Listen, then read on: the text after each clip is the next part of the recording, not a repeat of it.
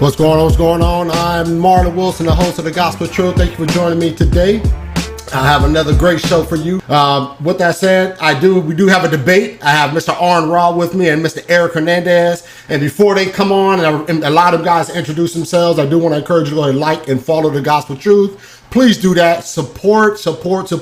Like and follow Gospel Truth on YouTube and Facebook. And as always, make sure you hit that notification bell. Also, all this content is on podcast. So if you're a man or a woman who like debates, oh man, I'm filled with them, man. So if you want to go ahead and check that out on iTunes, YouTube, iTunes, Google Play, Stitcher, Spotify, all those podcast platforms, go ahead and check that out. With that said, let me bring these guys in. Mr. Aron Hernandez, Mr. Aron. How y'all doing, fellas? What's going on with you? Good. Thank you for having us. All right. It's all right. All right. Cool, man. So we're going to jump into this, man. And I'm going to allow you guys to introduce yourselves real quick. Starting with Eric. You want to go ahead and give a quick introduction to yourself, man? Sure. My name is Aron Hernandez. I'm the apologetics lead for the Baptist General Convention of Texas. And just want to say thanks to Marlon and Gospel Truth for hosting and for Aron for participating. All right. Thank you, Eric, for coming on the Gospel Truth. All right, Aron, go ahead and give a quick introduction to yourself, man. Sure. I'm Aron. I'm an official representative of American Atheists, director of the Phylogeny Explorer Project. I have a YouTube channel I do my activism on that has roughly 250,000 subscribers so far, and I've been doing this for a little over a decade. All right, cool, man. I expect a great debate from you guys. I'm pretty excited about this one, and I've been getting a lot of chimes, a lot of people hitting me up, asking me when this debate was going to happen. So here we are, man. So the way the topic of the debate is, does the soul exist? The format is 15-minute opening statements, followed by a 5-minute rebuttal. Then we're going to have 50-minute cross-examination. The first 30 minutes, both parties get 15 minutes to cross-examine. And then after the final 20 minutes, both parties get 10 minutes each to cross-examine. Finally, after that, we have a 10-minute closing, and then we'll follow that with Q&A from the audience. Sounds good? All right, Eric. Yep. You're arguing the affirmative in this debate, so you're up first. So if you want to go ahead and set up your slides, and I'll let you know when we're ready. Let's see.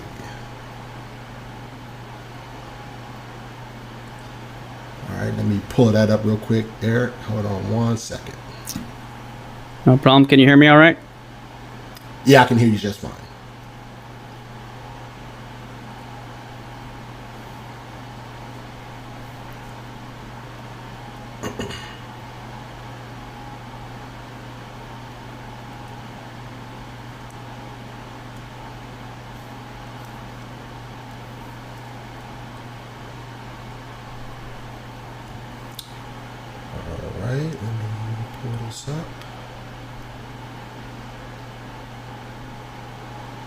All right, Eric, go ahead. Take it away, man. You got it for 15 minutes. All right. So the question for tonight's debate is, does the soul exist? And I want to start by giving you two things that this debate is not. First, this debate is not about religion or how people came to believe in the soul. In the past, Aron said that people believed in the soul because they didn't know what air was. Doesn't apply to me, and that's irrelevant. And that would also be a genetic fallacy. So hopefully we won't get any of that. Second, the debate is not a scientific question. This is a case for a few reasons. First of all, it's a category fallacy. The soul, if it exists, would be a non-physical entity, and science, by definition, is a discipline that can only study the physical. Thus, while science is a wonderful tool for investigating the physical world, it has virtually nothing to say about the non-physical. In fact, science in principle cannot even ask the question, much less answer it. Some of the leading neuroscientists in the world, like Jeffrey Schwartz and Mario Beauregard, believe in the soul, and one can't say that they believe in the soul because they don't understand the neuroscience, given that these are some of the men that are the leaders in neuroscience. In addition, any view that will be presented tonight regarding consciousness or the nature of the soul will be what is called empirically equivalent, meaning there is no piece of empirical data that one could give that would specifically lend support to one view over the other. Put differently, we'll agree on all the empirical data, but our conclusions that we draw from the data will be philosophical and scientific. This is because the questions are philosophical questions about metaphysics, not science. As atheist philosopher of science Michael Ruse says, science does not ask certain questions, so it is to no surprise that it does not give certain answers. So appealing to science to answer the question tonight would be like appealing to a ruler to measure your weight. The assessment. The case that I'm going to give is just two basic points tonight. First is that consciousness is not physical. That is to say, it's neither identical nor reducible to anything physical like the brain. And two, I am more than a brain and body. I am a soul. Now, a definition, what is a soul? The soul is an immaterial substance that contains consciousness and animates the body. Now, in order to understand that these two arguments, it's important to first get a foundation and a grasp of what is called Leibniz's law of the indiscernibility of identicals, and for short, we'll call it Leibniz's law of identity. Now, according to Leibniz's law of identity, if two things in question are the same, let's say some A and B, then whatever is true of one is going to be true of the other and vice versa. However, in principle, if you can show something true of one that is not true of the other, then it follows that the two are not the same thing. Now, if there is no soul and there is no God, then physicalism would be true, which is a view that human beings are purely physical objects, only purely physical properties and parts. Now, the reason this is important is because if Aron is going to show that there is no soul, then he's going to have to show that the mind is nothing more than the brain. That is to say, it is identical or reducible to states of the brain. However, if this is actually not the case, and in principle we can show something that is true of the mind that is not true of the brain and vice versa, then it would follow that the mind is not identical or reducible to the brain. And if that's the case, then it would follow that consciousness is not physical and physicalism would be false. Now, there are a good number of ways to show that this is the case. Excuse me. There are quite a number of ways to show this, and basically we'll just go over a few for time's sake. Using Leibniz's law of identity, we can actually see that the mind and brain are not identical because they share different properties.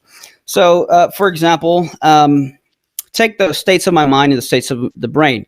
My thoughts or beliefs can be true or false, but no state of my brain is true or false. In fact, in the past, Aron has called consciousness a physical function of the brain, but the same problem is that my thoughts, again, can be true or false, but a state or a function of the brain cannot be true or false. In fact, it doesn't even make sense, and I wouldn't even know what that means to say that a function is true or false. I can hold beliefs to certain degrees, but I don't hold my neurons firing or brain states to certain degrees. My brain can weigh 3 pounds, but my belief that I'm speaking to Aron does not weigh 3 pounds. I can open my skull and look at my brain, but I don't open my skull and look at my thoughts because consciousness is a first-person, private access kind of thing. So, in other words, while a neuroscientist can know more about my brain than I do, he can never know more about my mental life than I do. My brain can be 7 inches long, but the smell of a rose or taste of a banana, which is in my mind, is not 7 inches long. Mental states have intentionality. My brain states do not. For example, when I'm hungry, my neurons aren't hungry. When I have an itch, my neurons aren't itching. These are mental states that are not characteristic of my brain states. Now, there are many more examples we could go through.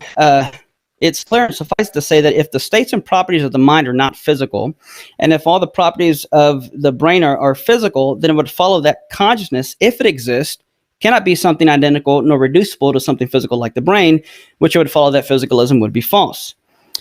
Now, I want to point something out here, and that is that there is a difference between a cause or dependence relationship and a relationship of identity. I want you to note that this is important because Aron and I would both agree that if you mess with certain regions of my brain, it would affect certain states of my mind. No one denies this, and I want to make that clear. Nevertheless, it's important to understand that cause or effect does not establish identity. So, say for example, you get a guitarist and he gets an instrument like a guitar, and if a guitar string pops, he may be unable to play the music. And thus we have a cause and effect or a dependent relationship, but it doesn't follow that he is a guitar.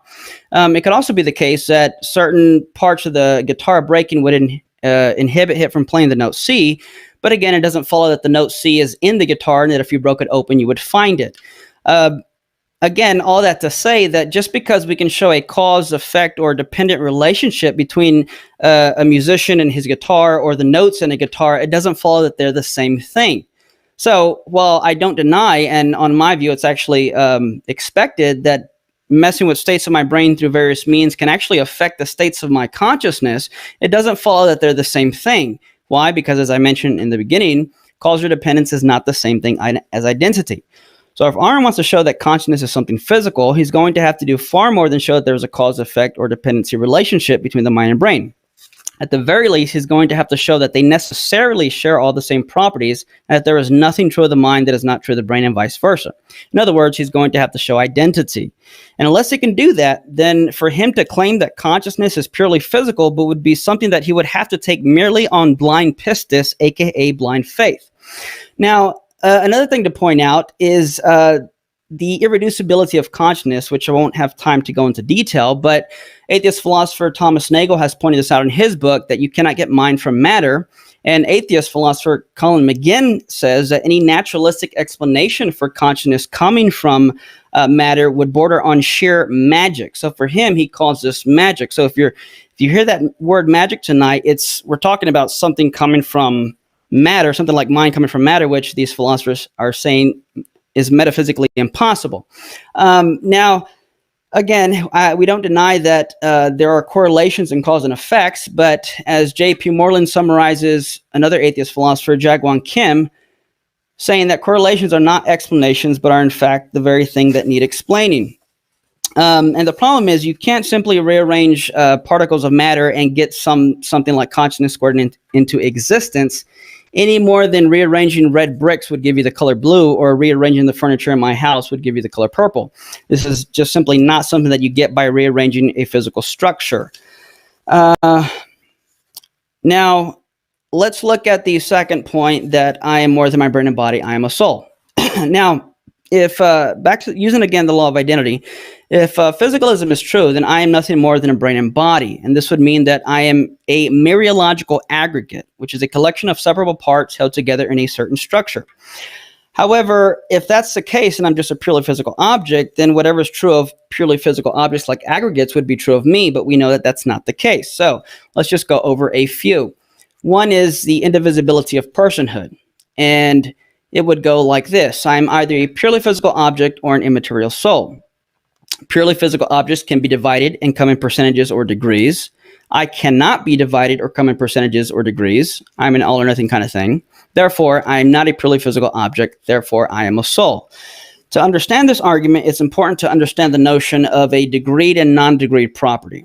A degreed property would be things that can fluctuate or come in percentages or degrees. Take, for example, the property of being hard or soft or loud. Such properties can be harder or louder or softer, so they fluctuate. Contrast that with a non-degreed property, something like the property of being even. The number 2 and the number 6 are both even, but it would make no sense to say that the number 6 is, quote, more even than the number 2, because a property of being even is an all or nothing kind of thing. It either is or it isn't. There is no in between. Now, the property of being a person, if physicalism is true, would have to be a degreed property that would be grounded in something like the brain and body. However, we know that's not the case because being a human person is not a degreed property. In other words, you can cut a table in half and it would make sense to say you get 50% of a table, but it makes no sense to say that I cut a person in half, like my arms and legs, and I get 50% of a person. Consider the same with respect to the brain. There is a Dandy-Walker syndrome or anencephaly disease, where some people only have 50% of a brain or 10% of a brain. Well, they're not 10% or 50% persons. They're still 100% persons.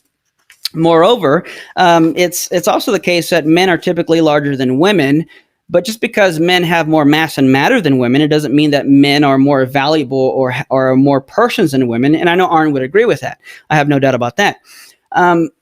Moving on, we have identity through change. Now, aggregates do not retain identity through change, and we'll get to that in a second. But the argument is I'm either a purely physical object or an immaterial soul. If I'm a purely physical object, then I do not retain identity through change. I do maintain identity through change. Therefore, I'm not a purely physical object. Therefore, I am a soul. Now, if I'm nothing more than a brain and body, according to what we've learned through science, every 7 and 10 years, you replace virtually every cell in your body. It's a little bit different with the brain, but you can still lose brain cells and whatnot.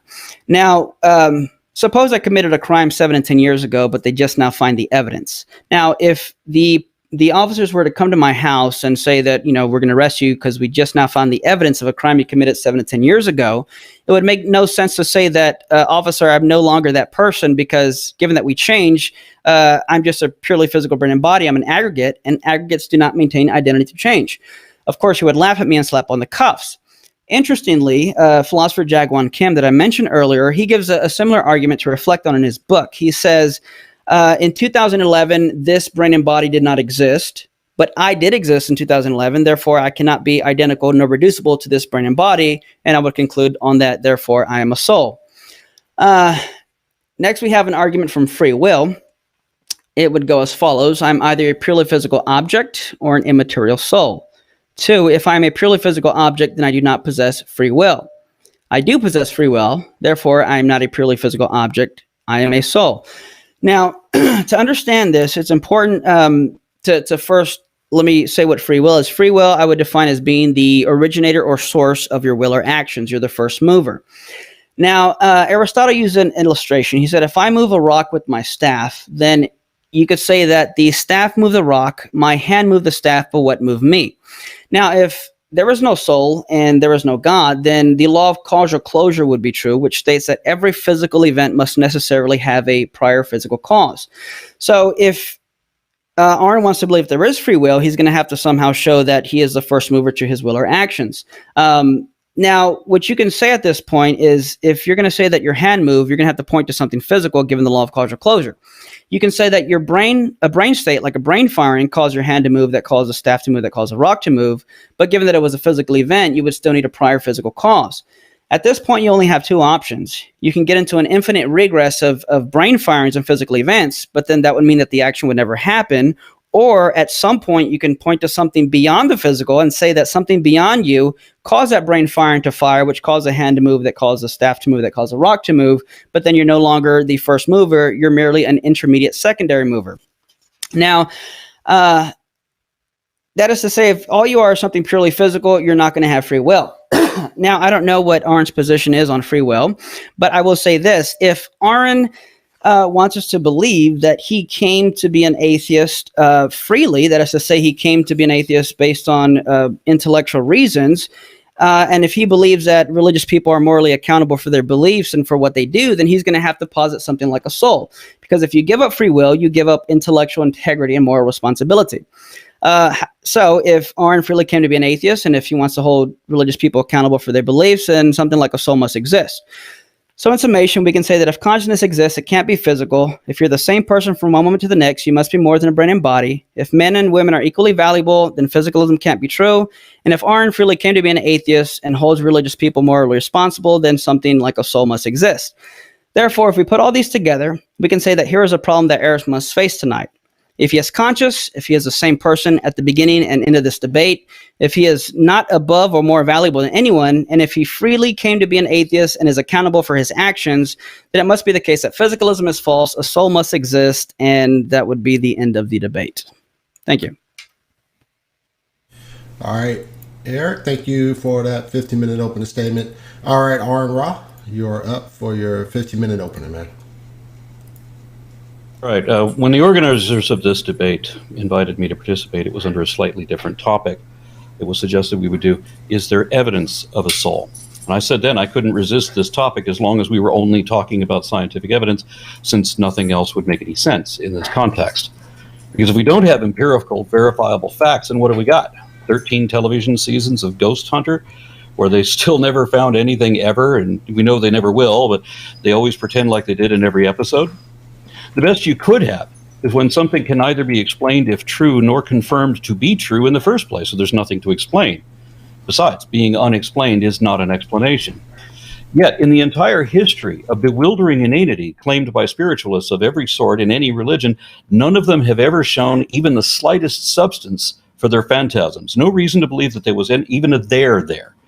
Instead, what we typically always, only, ever see are empty assertions of impossible nonsense, or we find frauds, like when that toddler got rich and famous selling 10 million books claiming to have been to heaven in a near-death experience, only to admit years later that he lied, being coached by his parents. He's not the only example of those type hoaxes. Religion is rife with them and based on them. So I said to the organizers, all I ask is that Eric share with me whatever peer-reviewed articles he intends to source a week before the debate to rebut them, if I can, or at least confirm that they actually do say what he says they do. If they do, then I will have no choice but to admit that to you, the audience, when the time comes. But I should never have to take an opponent's word for some cited study that supports their position, because to my experience, they usually don't. I often see scientific articles misrepresented in debates when you finally get to the point where you can read it afterwards and you find out it really doesn't say or support what they said that it did, but you can't do anything about that when the first you've heard of it is during the debate, and you can't comment on what you haven't read. However, Eric instead said that he just dropped the reference to evidence and changed the topic of our debate to, does the soul exist? So that we're no longer restricted to, required to have, or much less allowed to share scientific evidence at all. And now apparently it's been precluded as a category fallacy. I thought you, the audience, should know that. So how do people come to imagine that we have an invisible spiritual version of ourselves hidden inside our physical bodies, driving them around like vehicles? If that were the case, there would be a way for science to determine that, even if the soul is supernatural. And yet the soul is supposed to be separate from our bodies, as if we could abandon these material machines and become pedestrians, or possess someone else's body and drive that around for a while, or trade in your own body when it breaks down for a new model in the case of reincarnation. When I was into paranormal mysticism myself, I used to think that material components had to be animated by a spiritual life force, essentially what George Stahl proposed in 1708 in his medical theory of animism, the foundation of vitalism, wherein life and disease were explained by an animating spirit inhabiting every part of the body, in which case it wouldn't just be people who had this spiritual component, but everything alive, including animals, plants, fungus, and even bacteria. In other words, if I have a soul, then so does a tree, so does an amoeba. If you have a soul, then your dog clearly does too. Like when Obi-Wan Kenobi said that the Force is an energy field created by all living things, as if life is the spiritual biosphere enveloping and animating bits of the material world. Such was my belief at the time, because I was conditioned by New Age hippie culture and fooled by our deceptive media, which talked about ectoplasm and parapsychology as if either of those were real. Of course, it turns out that this notion of living energy, the theory of vitalism, was disproved in 1828. There is no life force animating our bodies, and our current understanding of biology in the 21st century shows that there was never a need for such a thing. Our media likes to tell us that we're only using 10% of our brains, when in fact we use the full 100%. The basal portions regulate glands and bodily functions, process sensory input, enable motor control, and so on. But the number of neurons we have in the cerebral cortex, or gray matter, is the 10% of our brains that do the higher order thinking, whence our wisdom, intelligence, and personalities emerge. And this is what most people seem to envision as their soul, what makes them them. While some enlightened spiritualists associate the soul with consciousness, as if the brain can't think or know anything without the soul inside it. Believers always imagine a man behind the curtain pushing buttons or pulling levers. Consciousness is just an awareness of self or a perception of surroundings. You don't have to have human intelligence to have consciousness. You really don't even need a brain for that, as there are simple animals with no brain at all, and maybe no organs either, that are obviously able to perceive and react to aspects of their environment without any neurons. There is even a unicellular organism that's demonstrated a capacity for memory and reason in laboratory tests, though few people would argue that a paramecium or a slime mold has a soul. It's just that having more sensory systems and a brain to better coordinate them gives you a greater awareness and higher consciousness. So the topic that always comes up is what happens when we're not conscious. I've actually heard spiritual leaders argue that when you're asleep and your mind travels to a metaphysical plane, they believe that dreams are real and that reality is a dream. But what if you're not just asleep? What happens when the brain gets shut down and seems dead but doesn't actually die and is somehow resuscitated later? This is when a small percentage of people suffering cardiac arrest or what have you may report a near-death experience, which in the U.S. tends to be described as a period of inexplicable perception where there is no detectable brain activity, yet the patient still has at least the ability to hear and remember what was said later. How does the memory function when there is no brain activity due to a lack of oxygen? I know that leukemia patients in an oxygen-deprived state shift into an unconscious phase where the body tries to minimize all costly functions in an attempt to preserve the brain for as long as possible. If this goes on for too long, leading to brain damage, then how did your supernatural immortal soul lose the ability to think properly? If we are just spiritual passengers in these physical vehicles, then it wouldn't be possible to change our personalities, propensities, or proclivities with chemical drugs or physical damage to the brain. Spiritual beings are separate from and entirely independent of physical or chemical effects. Yet, we know that drugs and surgery and other physical trauma can and definitely do affect who we are and how we think and feel, which all by itself should be evidence enough that there is no soul. While we don't yet know how this happens, I suspect that when the brain is extremely stressed, the mind, which is produced by the brain, goes into something like a computer safe mode, because biochemical systems like breathing and so on are controlled by the brain and yet still function even when the brain isn't showing any activity. During such times, a few of those people who report near-death experiences also report heightened perceptions that are impossible for the physical senses, like out-of-body experiences. The reason I got into transcendental meditation when I was a spiritualist is because I was fascinated by out-of-body experiences, which I took to be firsthand observation of the spiritual world. I have to prove everything scientifically. I had repeatedly achieved the unmistakable vibrations at the initial stage of that, but I was never able to transcend the flesh to see my own body from outside.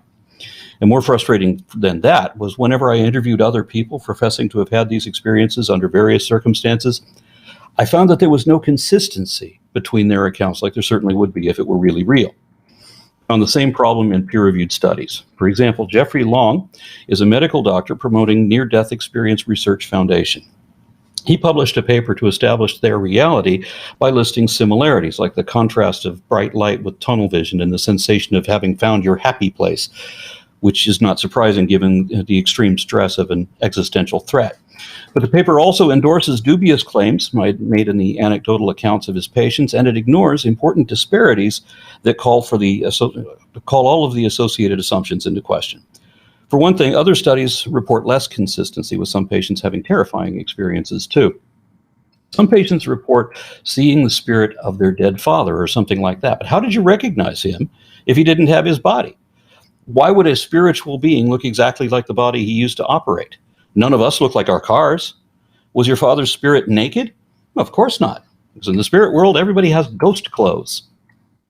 A number of studies have shown that the description of near-death experiences differs significantly depending on that person's religious perspective. And one illustrative experiment involved the God helmet. Significant stress to the brain can be safely duplicated without being near death, such as being flung around in a centrifuge for astronaut training. The so-called God helmet is a device that electronically stimulates the brain in subtle ways. The most common reaction people have is the idea that another unspecified but intelligent presence is in the room with them. Some thought this was something like a ghost, a demon, or what have you, or one person thought it was himself in an out-of-body experience.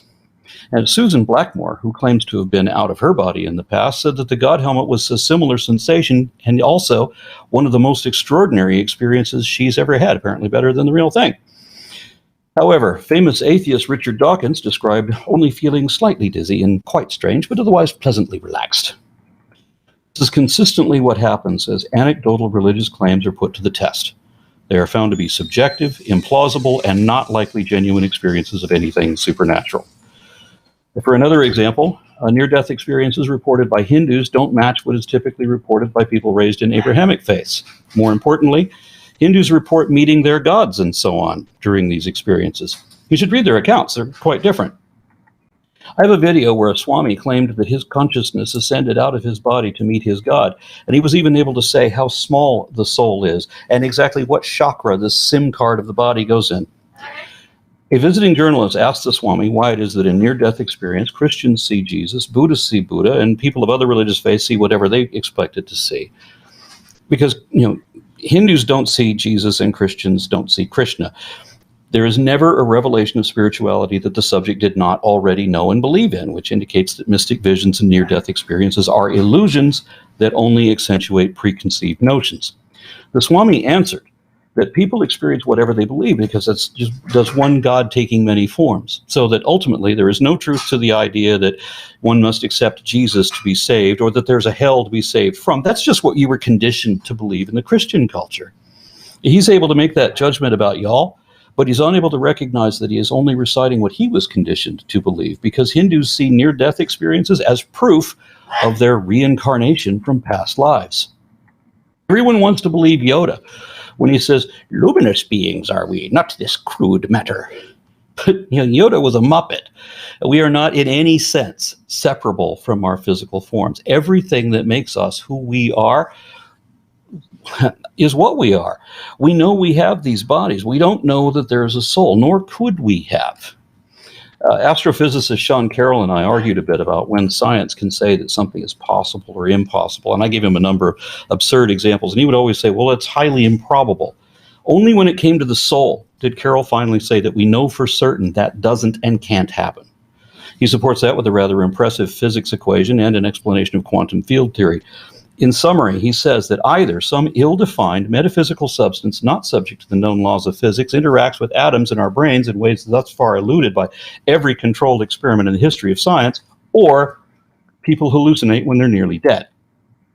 What he's saying is that there's no possible way to remove your mind from your body because your body is the source of your mind.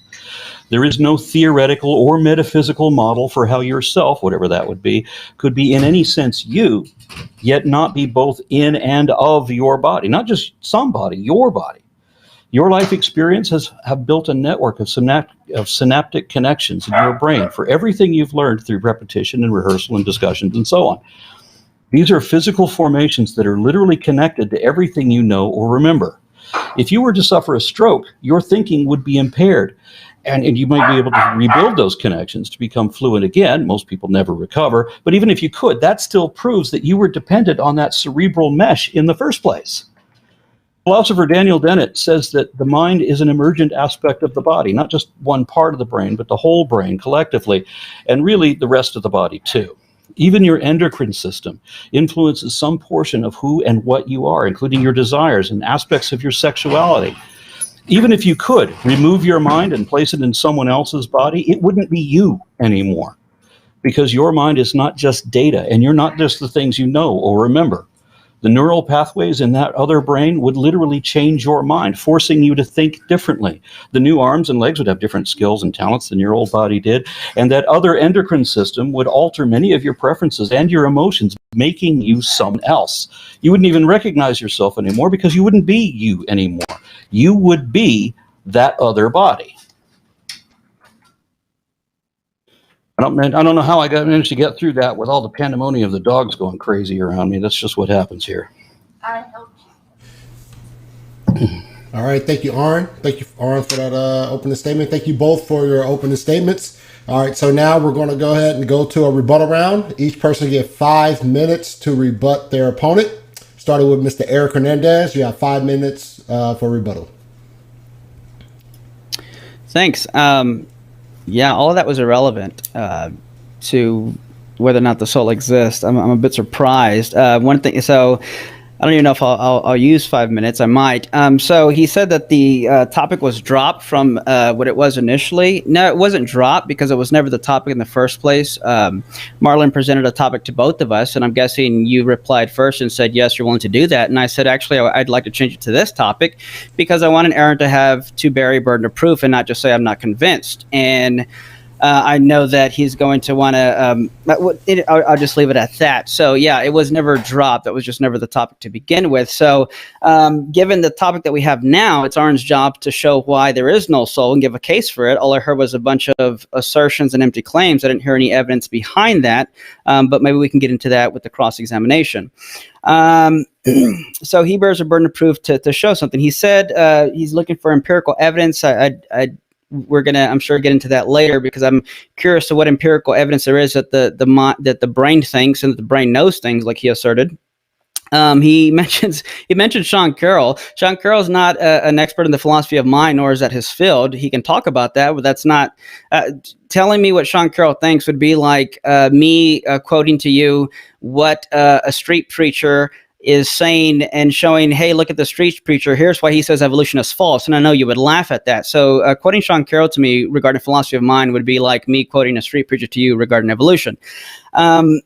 He talked about Dennett. Dennett actually denies consciousness. Him and John Searle, both atheist philosophers of mind. John Searle, I think, really showed him where he was wrong. But denies consciousness and appeals to some type of an eliminative behaviorism, which is a type of physicalism. Aron didn't tell us which of the 5 versions of physicalism he holds to, which is a little bit odd to leave out in a debate on the soul. He didn't provide a case for why there can be no soul or what his position is on the soul, other than, again, just mere assertions. He says that if you were put in another body, you would think differently and it would change your emotions and your preferences, and that would make you literally a different person. Interesting. So he seems to concede my point that you're not one person from one moment to the next. So I'm wondering, at what point does he change and become literally a different person? Is Aron a different person than what he was yesterday because he now has a different set of beliefs and thoughts and memories? Is he literally a different person than when he was 5? So he's not the same person that developed and grew. No, it was literally someone different. That's quite strange, but I'll let Aron defend and talk about that maybe when we get into some cross-examination. There really wasn't much to me to talk about. He talked about, ghost hunters and some other things that have absolutely nothing to do with whether or not the soul exists, anything with regards to what I said. So I guess it still stands. And I know that, and I want to be fair, that was his opening statement. It wasn't a rebuttal to mine, so I'm not trying to say that. I am interested in hearing what he's going to say for a rebuttal, but again, it was largely irrelevant. And, I'm curious how much he prepared for this debate because I was hoping to hear some arguments against it. And even though I believe in the soul, I can give plenty of arguments why people think or would support physicalism, and I can give you the different 5 versions of physicalism, but I heard none of that from Aron. I just, again, heard a lot of assertions. Sean Carroll and Daniel Dennett were the only 2 people that I can think of that he mentioned. I mentioned 4 or 5 philosophers, most of them atheist. So, yeah, there's not really much for me to respond to there. I'll concede the rest of my time. All right, thank you, Eric. All right, Aron, you're up for your 5-minute rebuttal. Yeah, when Eric opened right away, my first thoughts as he started getting into this was I thought that there was going to be some substance, and literally everything he said was irrelevant to the point. I did not make any assertions. All I did was give data and what we should expect and predict from experiments and so forth if there was a soul, and the evidence, not assertions, that stand against there being a soul. And it doesn't matter that Sean Carroll's name is Sean Carroll or what his position is. It was the reason why he made the argument. It was the value of the argument because it makes sense and it is sound. Now, as far as Daniel Dennett and Patricia Churchland describe consciousness as the ebb and flow of neurons inside a healthy human brain, meaning that the mind really does emanate from and is generated by the brain. And this is according to Dennett, who is, of course, a cognitive scientist specializing in the philosophy of mind. So I'm surprised if he's completely changed his position since then. Then I'm interested in how Eric has automatically dismissed the idea that all inconclusive data or all data is going to be inconclusive by a definitional fiat. But again, I had the same impression of Eric's argument that he had of mine.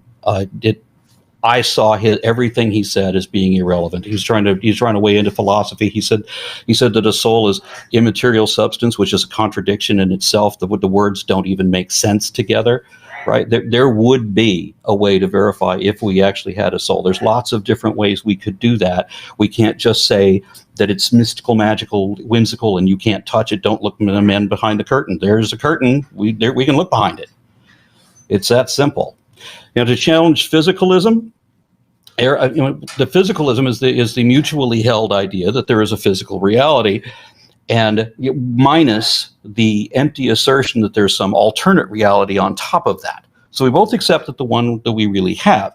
If Eric wants to propose that that physicalism is not true, well, then what he has to do is he has to show that there's also this alternate reality on top of that, or in addition to that, and he didn't.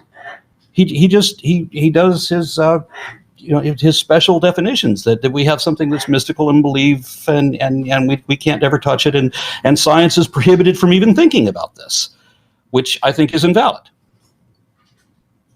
Also, then he mentioned about free will. There was a number of interesting things. I'm not sure about free will myself. I understand that there's still some arguing about that, but I always thought that if I may not have free will. I don't think that I necessarily do, but I know that for a Christian who believes that there's a being who foretold our existence in the future, I know that you can't have free will. There's places throughout the Bible where the conditions set do not allow free will. So I don't even understand why Christians argue for that point. It's obvious they can't have it. Not just that they don't, but they can't, logically. And one other question is, if men, well, I'll save that for the question and answer period. And I can see the rest. All right. Thank you both for those rebuttals. All right. So now we're transitioning to a cross-examination round. So once again, it's a 50-minute cross-examination. First 30 minutes, each person get 15 minutes. Final 20 minutes, each person get 10 minutes to ask questions. All right. Starting with you, Mr. Eric. You have 15 minutes to cross-examine Aron. Thanks. So you're saying that consciousness is generated by the brain, is that right? Not just by the brain. That consciousness consciousness exists below the brain. It's just when you have a brain, you have more sensory apparatus, you have more cognitive functions, you have a higher awareness, a higher consciousness, or more awareness and a higher consciousness. But I mean, or even organisms that don't have a brain still have consciousness.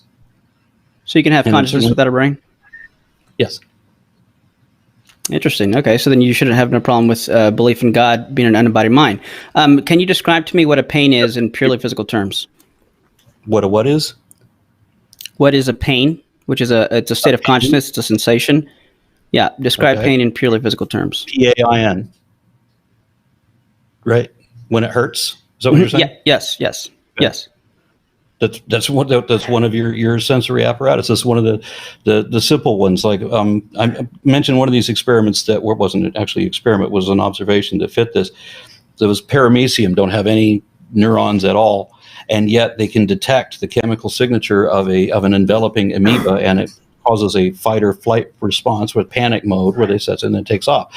Now, from natural selection, anything that has a protective system. Can you tell me what a pain is? That's what I'm doing. That's what you're interrupting. So you have it's a sensory apparatus that lets you know that you are in danger, that damage is being done, so that you can react to that. I'll just simplify it for you. Okay, so you're describing pain behavior, but that's not pain, because I can have pain behavior without pain. Pain behavior isn't what makes a pain a pain. What makes a pain a pain? The very thing that I just said.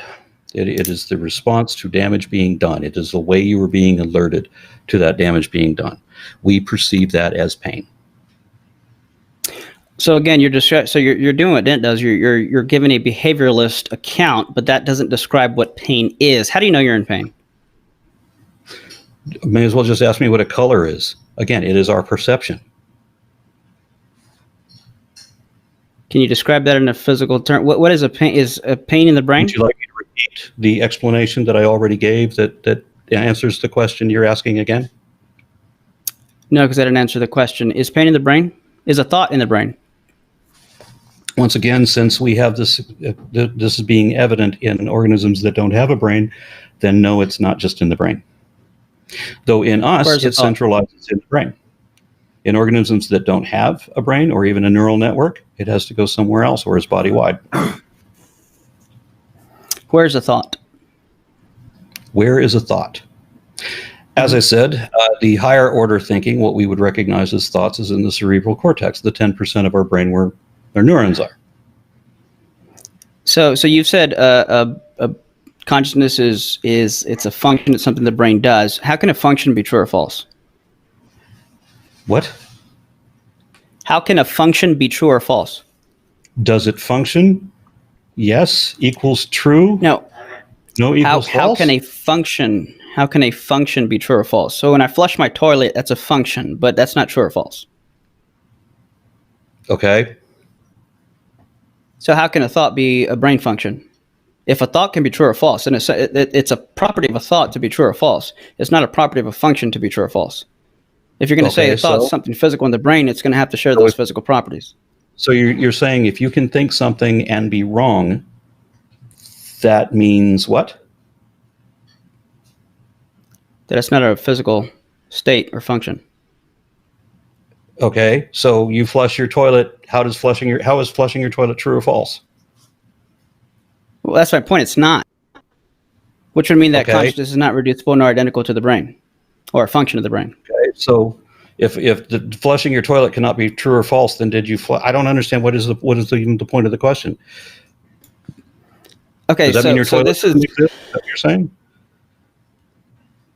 so this Is your toilet well, a flush? Well, I'm toilet is asking the not a questions here. flush, So, then- well, then- I'm asking the questions. So this is odd that you come to debate on consciousness and the soul, or the soul, which deals with consciousness, and you're not familiar with these types of categories or terminology. So, as I mentioned in my argument, which was evidence, deductive logic is evidence, showing that if the mind is reducible or identical to the brain, they're going to share the same properties. If they don't share the same properties, they're not the same thing. For you to say that consciousness is physical, you're going to have to show me that all the properties of the mind are identical or reducible to something physical like the brain. I haven't heard And I that. think I did Can you do that? I'm sorry? But I think I already did that. How'd you do that?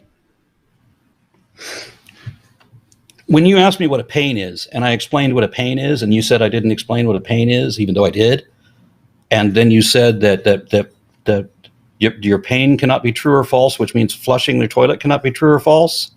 I don't understand what you're trying those to are two get different. for. Well, Yeah. I can see that. No, so what you described was what someone does when they're in pain, but describing pain behavior did not describe pain. There was an intrinsic qualia to pain itself.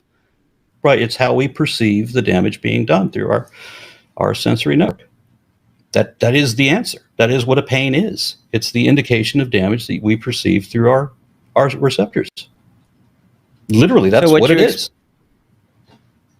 It's okay, it's perceived damage. So perception, is that something physical? Yes.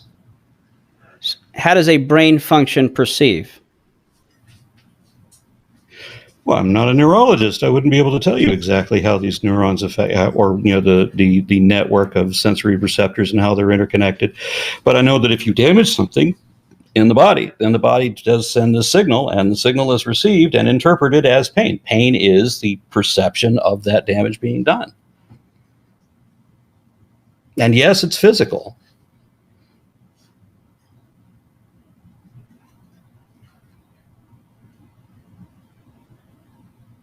I think Eric dropped out. Let me see if I can get him back. All right, Eric, we left off. You had about 7.5 minutes left. So we can continue there and progress forward. All right. Okay. Yeah. So, like I was saying, you described pain behavior, didn't describe pain. We're talking about thoughts. Now, if property of being a thought can be true or false, but no part or function of my brain is true or false, and that alone would show that they're not the same thing. Now, do you agree or disagree with that? I disagree, of course.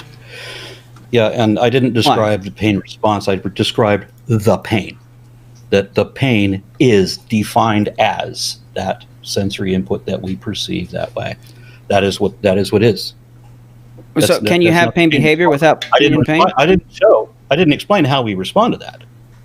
I said that is, we perceive this input. The pain is the indicator that damage is being done. It's, And the indicator, is it not that there's a felt quality to what pain is? Yeah. Okay, that's qualia, which is something Dennett denies, and which is something that's not physical. Okay. How is it not? When you touch something, obviously that's physical. You touch something forcibly, you Right. alert So- these nerve cells would then respond to send this chemical signal, which, chemical is physical. And Right. So you react, you realize that there's a pain sensation. All of this is entirely physical. What's not physical about that? So, well, the pain itself is not physical. There may be inputs and outputs that are physical What that may about cause pain something, is but doesn't not mean the pain physical? itself. Well, the very pain What itself. about pain is the very the felt very pain the qualia. Are you familiar with qualia? Yeah, everything we familiar with just qualia? described, everything that pain is physical. So what's not Okay. physical about it? Well, you can't describe pain in a physical sense. Okay, so can you have pain behavior without actually being in You pain? can only describe pain in a physical sense. Which you haven't done. You talked about. You said there's a perception. Okay. You said there's a perception. What are you perceiving? You're perceiving pain. Now, you talked about which something I already mentioned in my opening about cause and effect relationships. Just because you can show cause and effect relationships doesn't mean it's something physical. If fire causes smoke, it doesn't mean that fire is smoke. Just because there's something that I can detune in my guitar, it affects the way I play the music, doesn't mean the music is inside my guitar, that the note C is inside my guitar. So I don't know why you think it would be relevant to bring up cause and effect relationship to show that consciousness is not physical. I mean, that to show or to try to indicate that consciousness is physical. Well, I thought we were having a different debate. I thought the purpose of the debate tonight was that we were supposed to say whether there or not there is a soul, in which case you were supposed to present some reason to believe that there is a soul. And having that you didn't do that, I think my work is done here. I'm confused. Why are we continuing? I don't think you've done any work. So let's go to free will, because you mentioned that. So you said you don't think you have free will. Is that right? I'm not certain about that. Okay, so it seems like you're trying to make a rational decision, which is an indication that you're free to come to that decision in the first place, are you not? Oh, it would seem so, yeah. I mean, we certainly have to treat people as if they have free will. I mean, the legal system wouldn't work if we didn't. But, you know, from a philosophical standpoint, I understand that the reasons that I make the decisions that I do are largely based on my past experience. And you can predict, if you know somebody well enough, the decision that they're going to make in a given situation, even if it's the wrong decision, that they're going to make that decision because that's what their indications are. Yeah, right. Okay, so whether or not free will exists, you don't believe there's a soul, you believe you're something just physical, is that right? Yeah. Okay, then as I argued, you can't have free will because every action, thought, and belief is causally determined by prior external factors beyond yourself. So you can't have free will if there's no soul, which means that you're very believed to be an atheist, and so you're very believed to be an atheist, and so you're very believed to be an atheist, and your belief to not believe in the soul was not a free decision that you came to make. It wasn't even a rational decision because there was no free will. So your beliefs are no more rational than the religious person on the street, saying that the world is flat and that the earth is young. Except that I have reasons to hold the position that I do, which is why I hold the position that I do. That whereas reasons that you were causally have free will either, because you can't have free will because you have reasons that you were causally determined. Reasons that you were causally determined to believe, right? You were not free to believe that you have no free will. You did not freely believe that, right? I think you're pushing free will beyond where it needs to be. I can change my mind when given evidence that I'm incorrect, as has happened before. That's what we should do. That's what makes us honest. But there is some point when you realize that how open you are to this, or whether you're inclined to make a given decision, really is based on your past experiences and who you are, how you were raised, and so forth, and a lot of other things. But it doesn't mean that I'm constrained or prohibited from making the right decisions or from being rational in them. So, well, let me ask it this way. Did you really kind of believe that there's no free will? The rationality actually has no relevance in this argument. Did you really come to believe that you have no free will? I don't want to have to repeat the same explanations over and over again. So suffice it to say that, yes, I freely came to believe that I have no free will because I'm not conflating these things the way you evidently are. Well, you can ask me, I don't know how I'm conflating that, but okay, so you freely came to believe you have no free will. And if that's the case, if you do have some type of free will and intellectual integrity, and you can ask me that when it's your turn, intellectual integrity or more responsibility, if you have these things, then you have to have something like a soul. Otherwise, the law of causal closure would be true, and every physical event would have a physical cause. Why would you have to have a soul? Because all you have... So I guess you didn't follow the... So I guess you didn't follow the argument. Given the law of causal closure, every physical event must have a physical cause. Your brain firing, which is what you're going to say, all thoughts, beliefs, and actions are nothing but neurons firing, that's going to be caused by some prior physical event. I didn't actually. I said more. I didn't actually. I said many times, very explicitly, that it's more basal than that. It's something physical. It is. Right? Right. Which is going to be necessarily caused by some... When a physical being has all these indications that it makes the decisions that it does because of its training or conditioning or whatever might be the effect, still has the ability to make a rational decision given evidence to do so. It's causally determined by external factors beyond its control. So let me ask you about this. I think I know the answer to this. So it might make a turn. rational decision, given the reason to do so. So okay, thank you. So I'm sure you would agree with this, but I want to get this clear. So I know you wouldn't believe something like men are more valuable or more persons than women, correct? No, that was one I wanted to ask you about, because I did not catch what your assertion was with that. When you said if men and women are equal, the soul cannot exist. What? All right, that's time. Yeah, no, that's not. That's time right there. All right, Aron. All right. It is now your 15-minute opportunity to cross-examine Eric.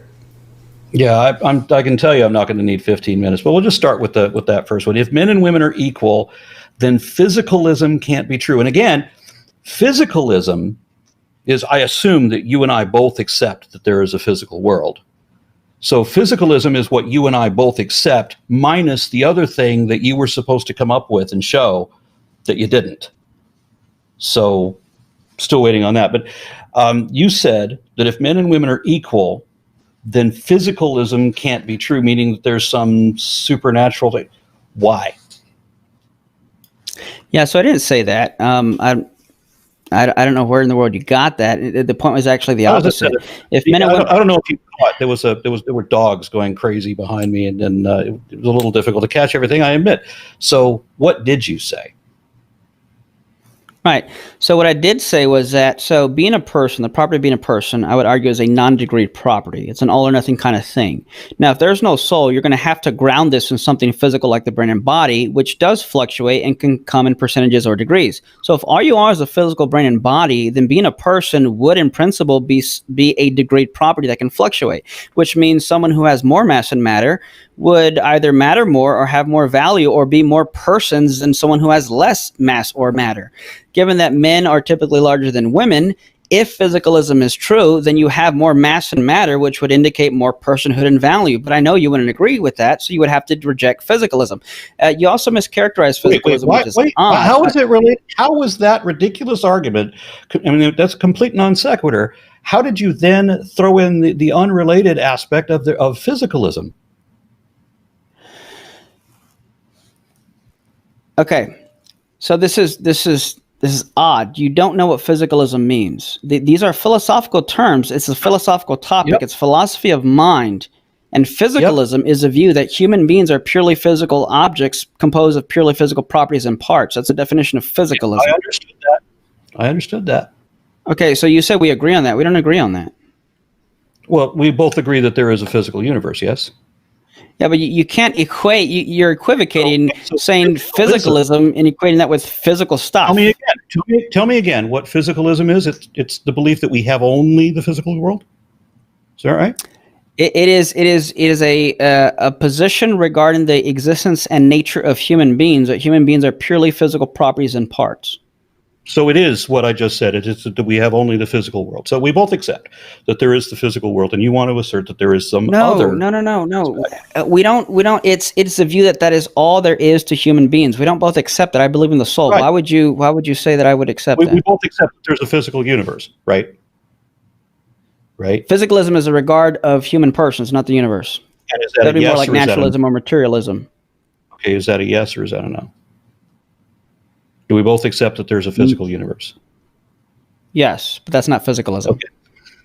Okay. Then once again, the physicalism is the belief that you have this aspect of humanity is purely physical and that there is no soul to it, right? So then the purpose then of this debate is for you to present a reason to believe that there is this additional component to what we know we already are. And so I've been waiting for you to do that. Know that. And what you gave. Well, okay, so it's neither true or false.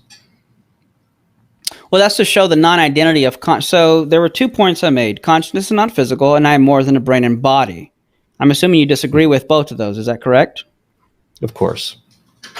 Okay, so if consciousness is physical, you're going to have to demonstrate that every mental state and property is identical to every physical state and property. But if I can show, which I have, that there are mental states and properties that are not reducible or identical to any physical states and properties, it would show that consciousness is not physical. If maybe dogs were making noise in the background, but I didn't catch that part. When did you do that? So there are things there are things true of, so okay, you have mental states and properties that are not identical to anything physical. So something physical is something that can be described purely in the language of chemistry and physics. You cannot do that with conscious states. You mean like when you look an immaterial substance?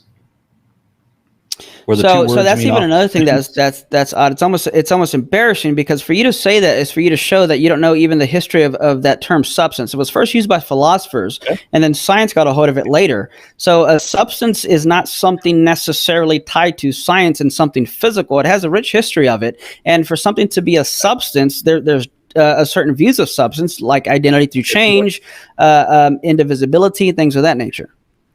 Okay, and immaterial means? Not physical, not material. So not a non-physical substance. So immaterial means non-physical. What does non-physical mean? Yeah, something that's going to take more than the language of chemistry and physics to describe. Okay. Having properties beyond the physical. Because so far as I know, nobody's ever defined what the hell this is. I mean, it's always something nebulous that you can never touch it. But my understanding is that a soul... Why would you be able to touch something non-physical? Right. I wouldn't assume such a thing. I wish you wouldn't imply that I had. You just said it's something you can't touch. Well, of course. Right. Of course. So I obviously didn't assume you could touch it. But your argument with the soul is that we have this thing that can't touch the physical universe, or maybe it can touch the physical universe. I don't know, because we never got a definition from you. So somehow this mystical, ghostly, whatever it is that remains undefined, exists inside us and apparently drives our bodies around. I mean, are we on the right track? I mean, do we need to define what a soul is before we argue about it? Well, I did. I mean, I'm almost tempted to ask if you were paying attention to my opening. I did define what a soul was. I even had a slide You for said it. a material substance. That contains consciousness and animates the body. Yeah. So basically, it's the man behind the curtain pushing buttons and throwing levers, rather than the complex functions of the brain and biochemistry. It always has to boil down to man behind the curtain some way. But because a brain function. You're really just pushing the argument. You're pushing the argument back because what causes the soul to be able to think? If you discount that the brain can think, even when we can show how the brain actually does think, then you want to say that the soul is doing the thinking for the brain. Well, how does the soul do the thinking?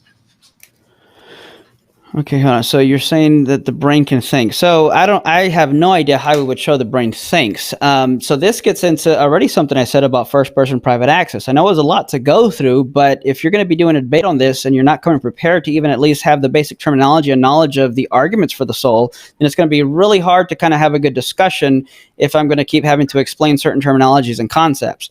So first-person private access... Just help me out with this then. When did you give a reason to believe that a soul exists? How did you phrase that?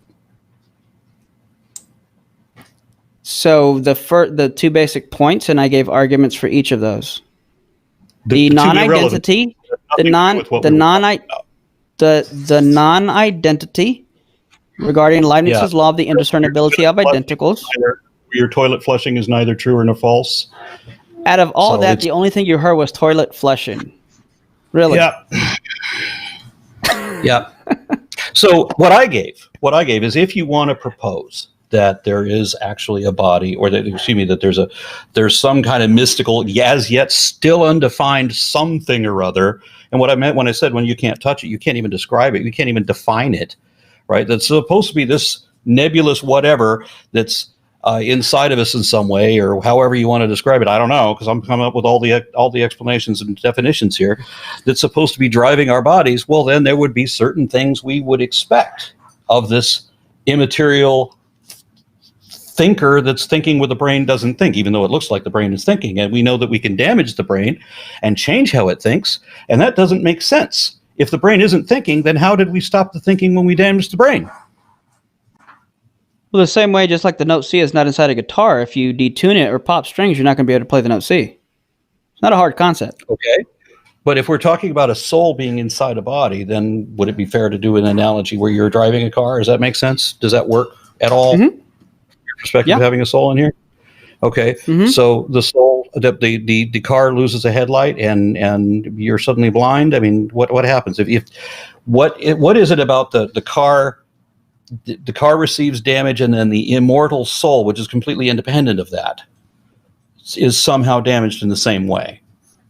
Does that make sense to you? So, I get what you're saying, if that's what you mean. So, I didn't argue about the soul being immortal. That wasn't part of my argument. But you're on the right track in that there is a cause and effect, a correlation between that. But correlations are not explanations, as atheist philosophers would argue.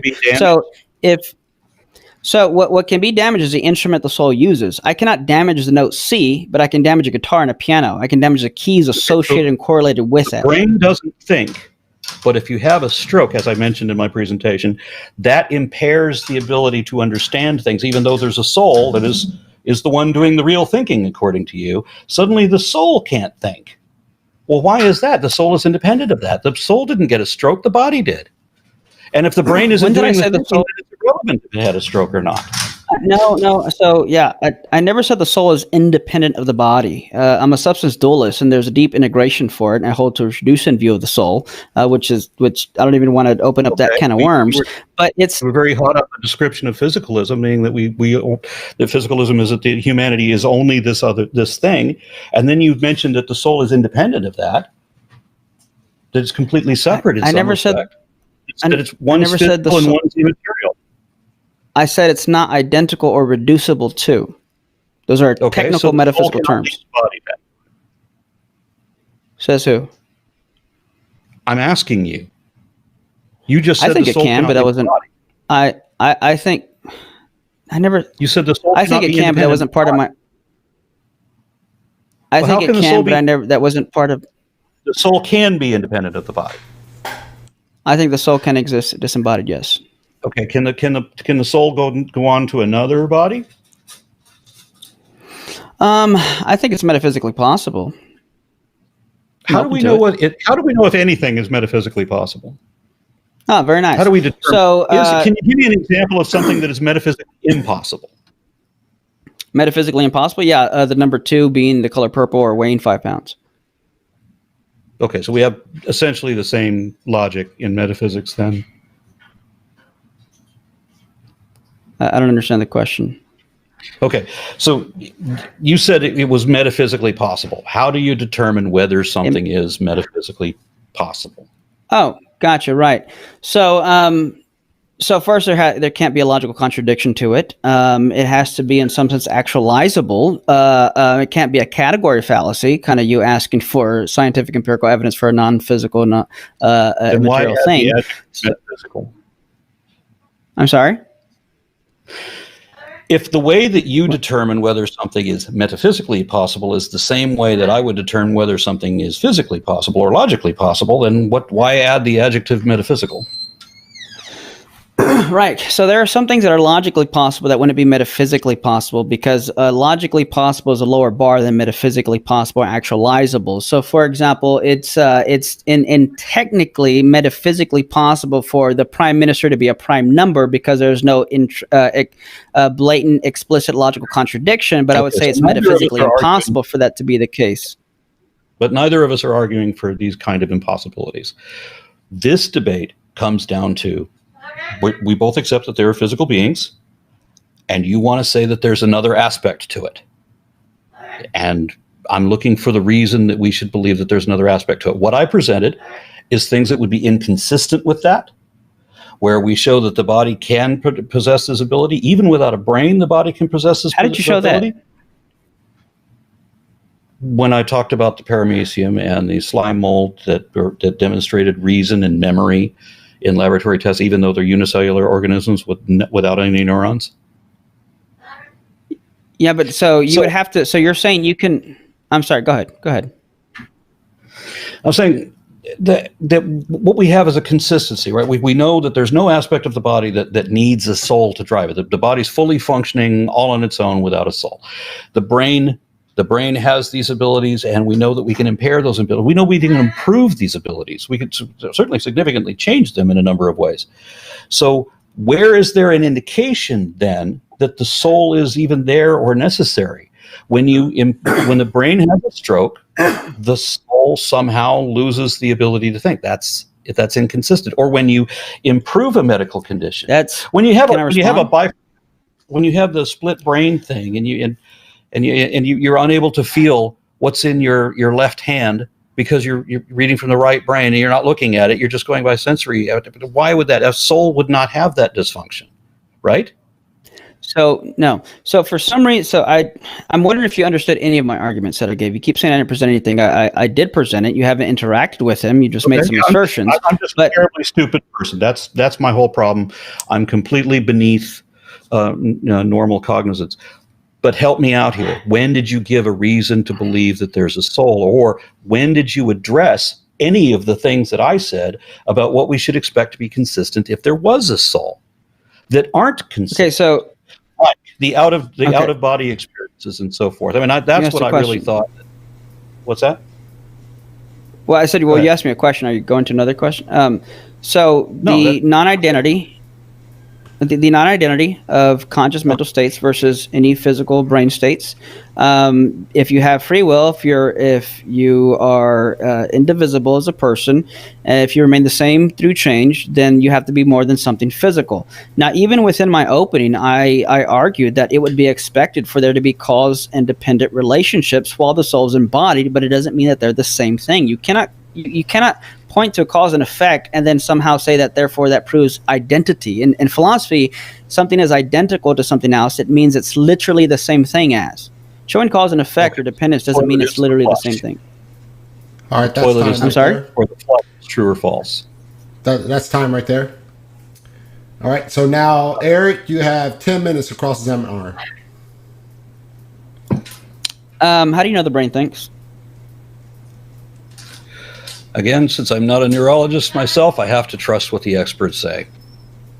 Every indication is that if you become if you get drunk or inebriated on some drug, then you have enhanced your ability or impaired your ability to make decisions and so forth. When you go without sleep, you lack the ability to concentrate.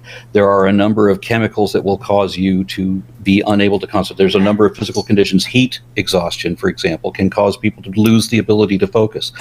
These are all indications that the brain is connected to physical reality and has physical external components that impose upon it to impair its ability to think, whereas a soul would be independent of that.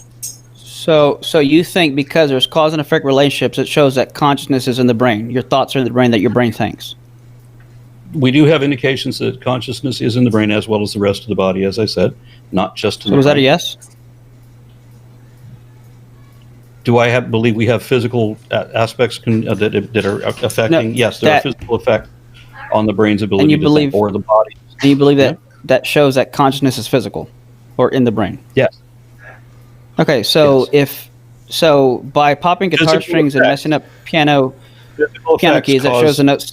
That shows the note C is inside the piano. If I open that bad boy up, I can pull the note C out. Okay. It was a serious question. By your line of logic, you should say yes. Yeah, in other words, if you think that cause and effect shows that something's in the other, then showing a cause and effect relationship with an instrument, you would have to, if you're going to be consistent logically, you're going to have to say the note C, yes, is in the guitar. Why? Because as I asked you the question, I don't know how you're not tracking here. I'm sorry? What is a note C? Well, it's my turn to ask questions, but it's a certain sound. It's something that you experience in the mind. And the response, you're not describing what it is. No, see, it's a certain pitch. It's not something physical, I'd even say, because I can have that in my mind without it being played in. The sound vibration. That's one way it's exhibited. It's when can you hear a song in your? Can you hear a song in your mind? Yeah. And what vibrations are going on there? I'm doing a different kind of a data relay. It's much like when you play something on your computer. It's obviously not twanging any chords there. Okay, so then it's not necessarily just a vibration in the air. Thank you. Okay, so your line of logic was that showing Your line of logic was showing that a cause and effect relationship somehow proved that was inside, that the consciousness was in the brain. And yet you're not going to accept that when it comes to the note C or guitar or piano. Or take a CD. You don't think the music is inside the CD, do you?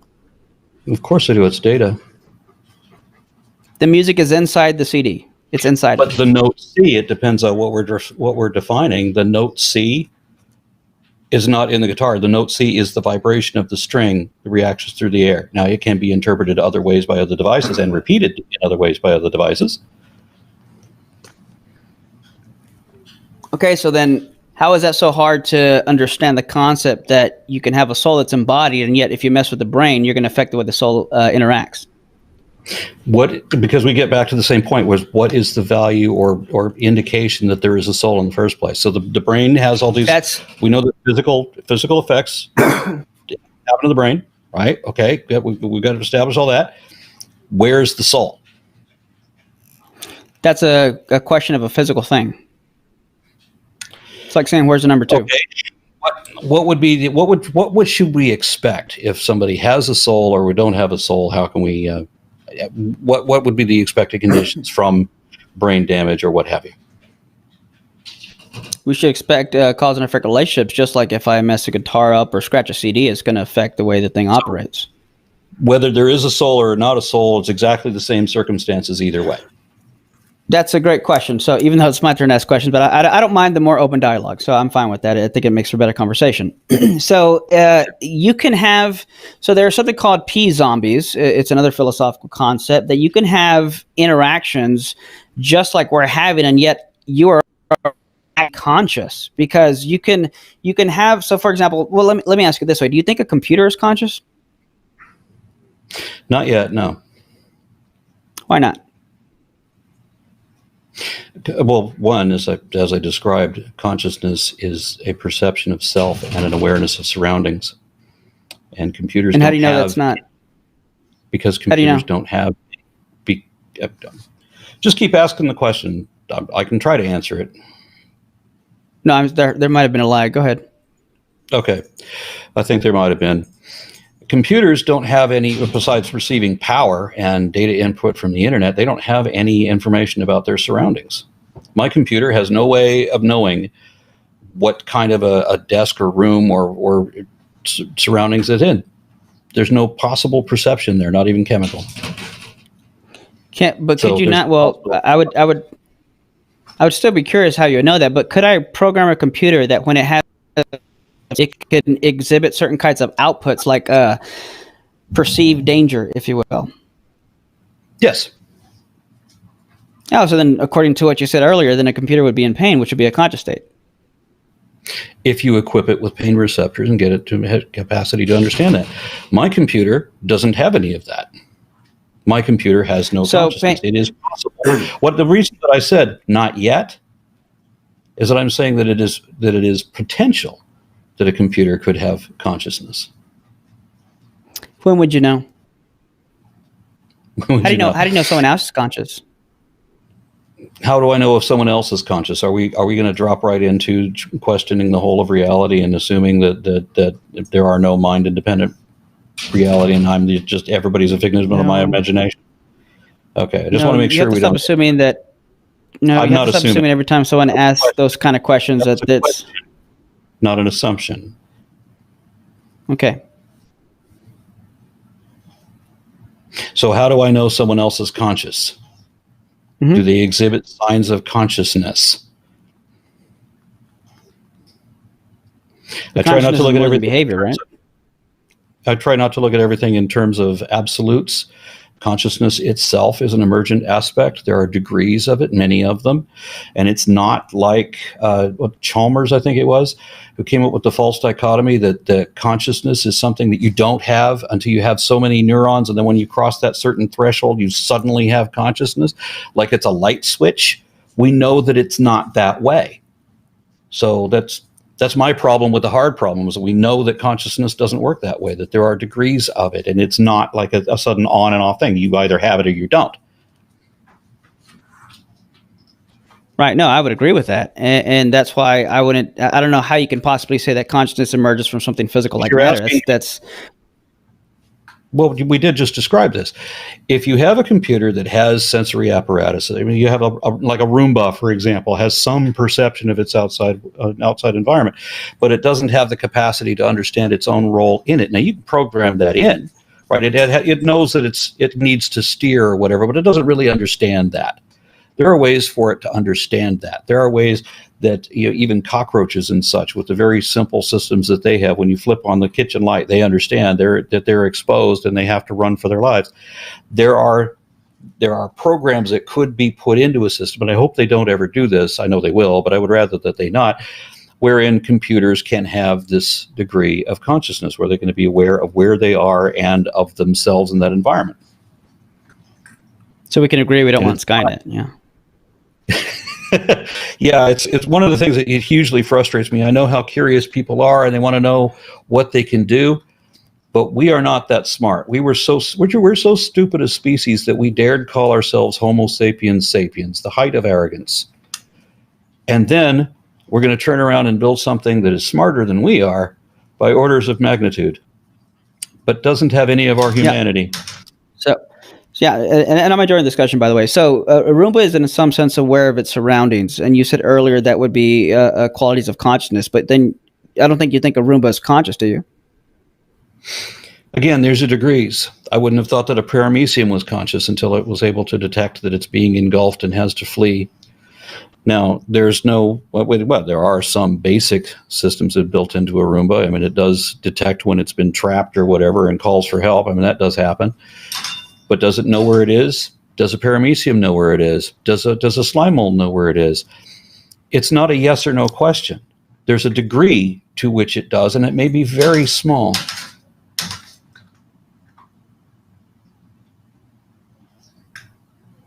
Did we lose Eric again? I think we did lose Eric again. Let me see. I think his Wi-Fi might have dipped out again. Let me see if I get him back real quick. Yeah, are we ready for audience questions? There's a 10-minute cross-examination for you, and then we'll go to the closing and then audience. Okay. Let me see if he... Oh, there he goes. He's back now. Yep, he's back. I don't know what kept my internet. That's the second time it's gone out. Yeah, that was the end of your 10 minutes right there. So, Aron, you have 10 minutes to cross-examine Eric. Yeah, I think I've already done mine, really. Okay. I'll take a quick load of my looks at, or my notes, and I just have the same questions still, so I'm just going to leave it. All right, sounds good. Sounds good. All right, so we're going to transition to closing statements. Eric, you're up for closing, man. How long is closing? Is it 5 minutes? 10 minutes, or if you conclude in 5 minutes, that's fine, but the max 10 minutes.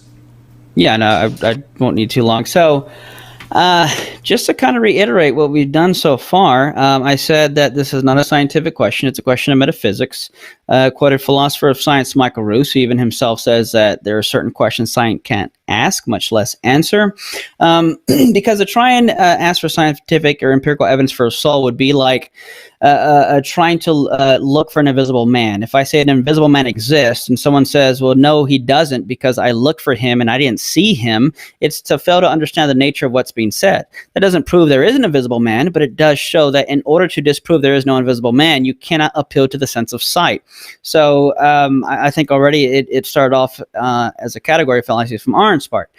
Now, I did just, I guess, to even reiterate some of the points I made was if consciousness is physical, according to Leibniz's law of the indiscernibility of identicals, every conscious mental state and property is going to have to be identical and share some physical state and property with the physical, but I demonstrated and showed through a number of ways that it has, and I would just invite the listeners to go back and listen to my opening. Then you have using the same concept of Leibniz's law of identity, that I am more than my brain and body.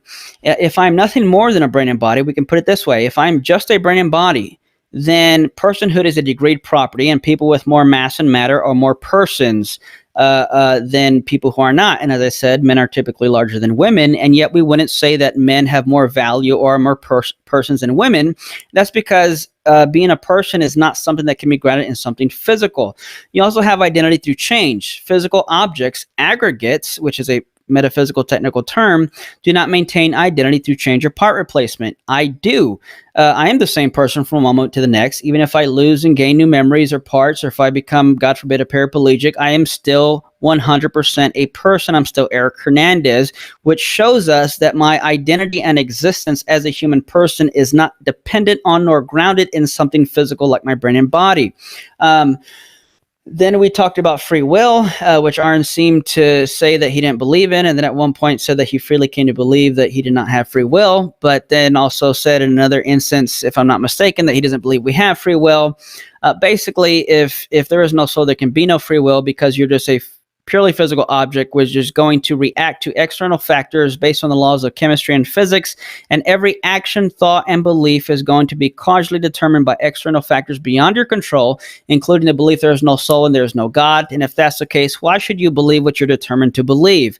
I don't shake a magic 8-ball in it when it says, yes, I believe it, because it's not something designed to obtain truth, and it's not something with free will. It's something that is just determined to say.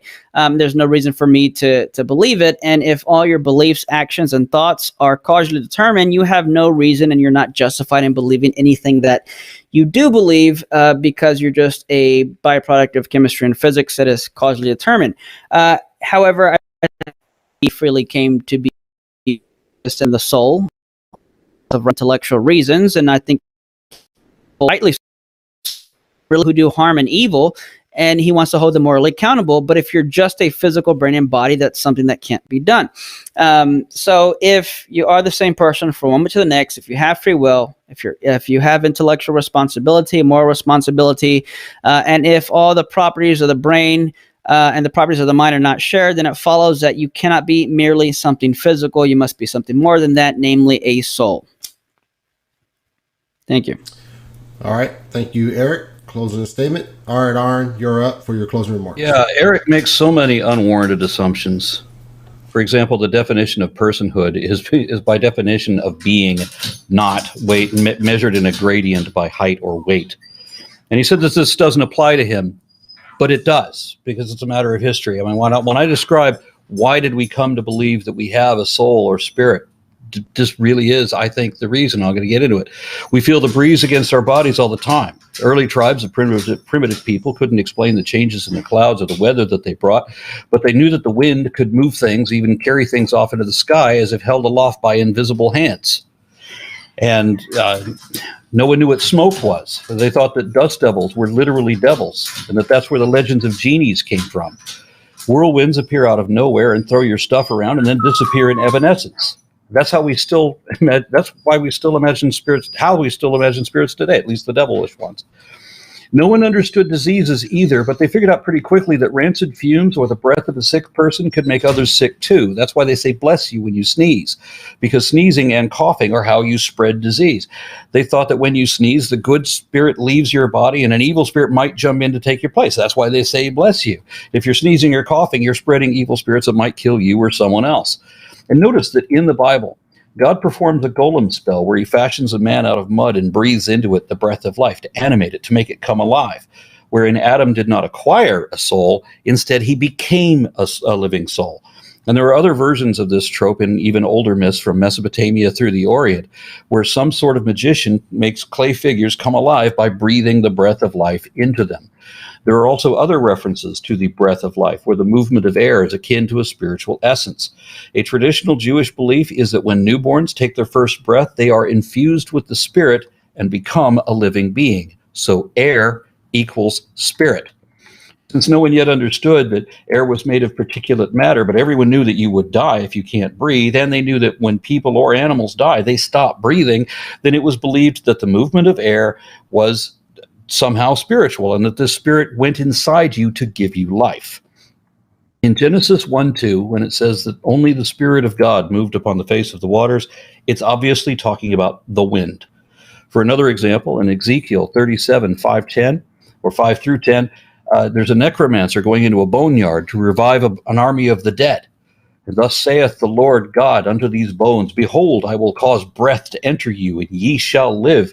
And I will lay sinews upon you, and bring flesh upon you, and cover you with skin, and put breath in you, and ye shall live, and ye will know that I am the Lord. So I prophesied as I was commanded, and as I prophesied, there was a noise, and behold, a shaking, and the bones came together, bone to his bone. And then I beheld, lo, the sinews and the flesh came upon them, and the skin covered them all above, and there was no breath in them. Then he said unto me, Prophesy unto the wind. Prophesy, son of man, to say to the wind, Thus saith the Lord God, Come ye four winds, O breathe and breathe upon these slain, that they may live. So I prophesied as he commanded, and the breath came into them, and they lived and stood up on their feet, an exceeding great army.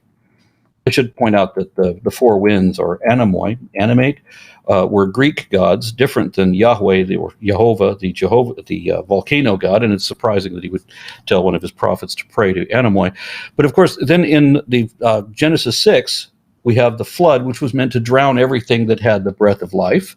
And then Ecclesiastes 3:18-21 gives another example of how our notions of spirituality actually stem from a misunderstanding of the natural aspects of air. I said to myself concerning the sons of men, that God has surely tested them in order for them to see that they are but beasts. For the fate of the sons of men and the fate of beasts is the same. As one dies, so does the other. Indeed, they all have the same breath, and there is no advantage for man over beast, for all is vanity.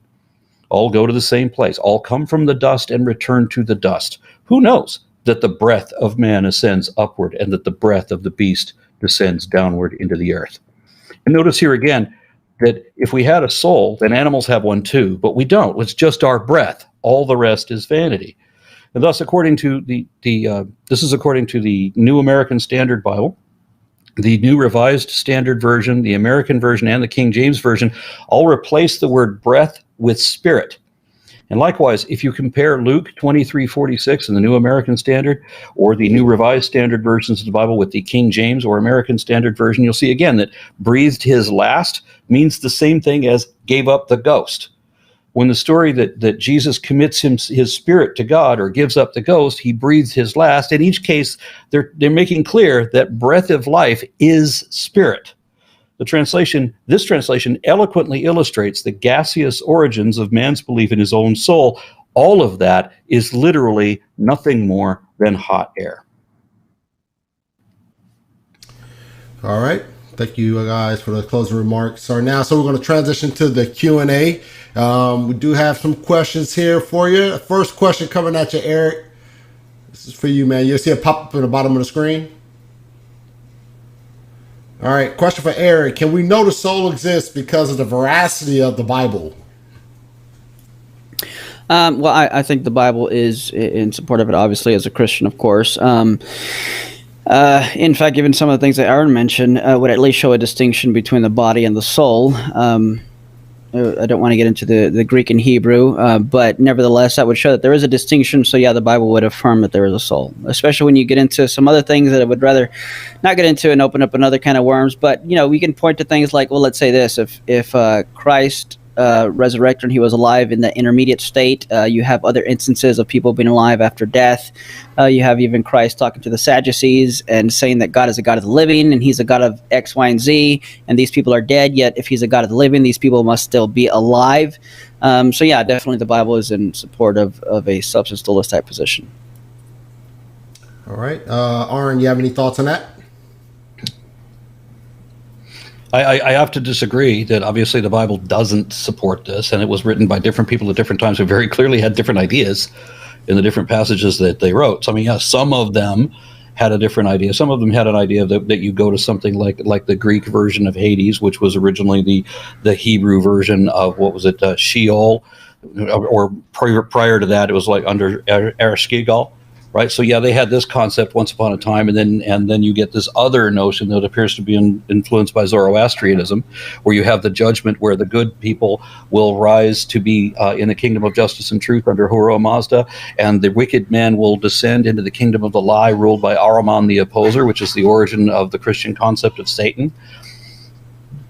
But just because the Bible is written by a bunch of different people with a bunch of different conflicting opinions doesn't imply that we actually have this thing that we have no reason to believe that there ever was. You said conflicting opinions. What is that? What opinions what examples can you give as opinions that are conflicting? The ones I just gave. Okay, so if you have this notion that, like Ecclesiastes just said, who knows whether the breath rises to heaven or the breath of the animal goes down into the earth, right? Well, that's obviously a completely different concept than the notion. Well, it's related to the notion of going into Sheol or Hades under Ereshkigal, or no, Hades. It was I forget what the name is in the Mesopotamian lore, but I mean, there was a place where all the dead went, and they were just dead. So you don't go somewhere necessarily. Your breath is there, but you don't necessarily go there. And then later you have this other belief that you somehow remain alive after you're dead, and it's somehow still you, both in heaven and in hell, this new concept where you're being tortured all the time, which is a very different concept than the original suggestion. So yeah, they're very different ideas, and they conflict with each other. Eric, what are your thoughts?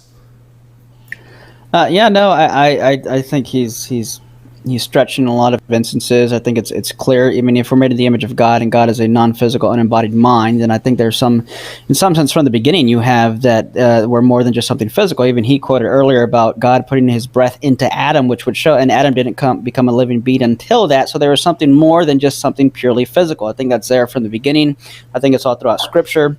He mentions in Ecclesiastes, which interestingly, which is believed to be written by Solomon. Solomon takes a naturalist perspective and begins this existential, almost pessimistic outlook on life, and begins to ask these kind of questions. For example, he says the sea is not full, which is to say, I mean, there is no purpose or teleology to life. The sea is never full because it wasn't meant to be full or empty. It just is, and everything is vanity under the sun. So he's taking a naturalistic, pessimistic type of outlook, which is interestingly a really nice twist and apologetic that he has going on there, showing that if there is no God and everything is just matter, then here's what we get, and it's something that leads to just nothing but vanity. I don't understand why naturalistic it associates with pessimistic to you, because Ecclesiastes 3, the part that I just read, I mean, that's the only wisdom I found in the entire book. I didn't say I was associated with it. I'm saying he's taking that outlook. Yeah, why? Why would it be pessimistic? Or why do you perceive it as pessimistic? So the way he describes things, like it says, everything is vanity, vanity of vanities. He talks about his life in a pessimistic way, saying that the sea is not full. If there's only earth, wind, fire, and water, the basic elements, and there's no teleology, a sake for which something happens. Everything just happens, and there's no purpose, rhyme, or reason to it. Why would that be pessimistic? I don't see honesty as pessimist. I don't see realism as being pessimistic. So, really, well, that would beg the question that's real. But I mean, well, obviously, the Christian perspective, and I think why that would be a pessimistic outlook. That there is nothing for the sake of an end. There's no teleology to life. If a heart stops beating, I can't say that I know the Christian perspective. I mean, because Marlon just here introduced one person in an upcoming debate. One person's a Mormon and the other one's a Christian. Doesn't that mean they're both Christians? I was raised by a Mormon family. They damn sure think they're Christian. Every one of them. It's the Church of Jesus Christ of Latter-day Saints. So I've heard a lot of different Christians saying that other Christians aren't true Christians, that the Catholics are just Mary worshiping pagans, and the Jehovah's Witnesses don't count either. And so they're very good at excluding each other and saying they have a completely different set of beliefs. And they're not even all Trinitarians. There's Unitarians and Binitarians in there too, because I was raised by some of them. So there is no the Christian perspective. There's lots of different ones, and they vehemently contradict each other. I mean, don't you think there's a reason why don't you think there's a reason why they contradict each other? Sort of veering off topic a little bit of the whole debate, but don't you? I think that's the main reason why we differentiate between Mormons and Jehovah's Witnesses, and all those groups will say that they're Christian, but there are theological differences that say, no, you're not Christian. Don't you think that's the case, and why we make such a drastic difference? Okay, so they both start from a Christian perspective. They both worship Jesus. They meet every criteria for being Christian, except that one group says the other one isn't. Well, the Mormons definitely think they're Christian. Yeah, they can think all they want, but Mormons are actually polytheistic in their theology, and Christians are monotheistic. So that's a drastic difference right there. The Catholics think they're Christian. Yeah. Are they Christian? Who decides There's whether a lot of Catholics are Christian? differences. Who decides whether Catholics are Christian? And how do you decide?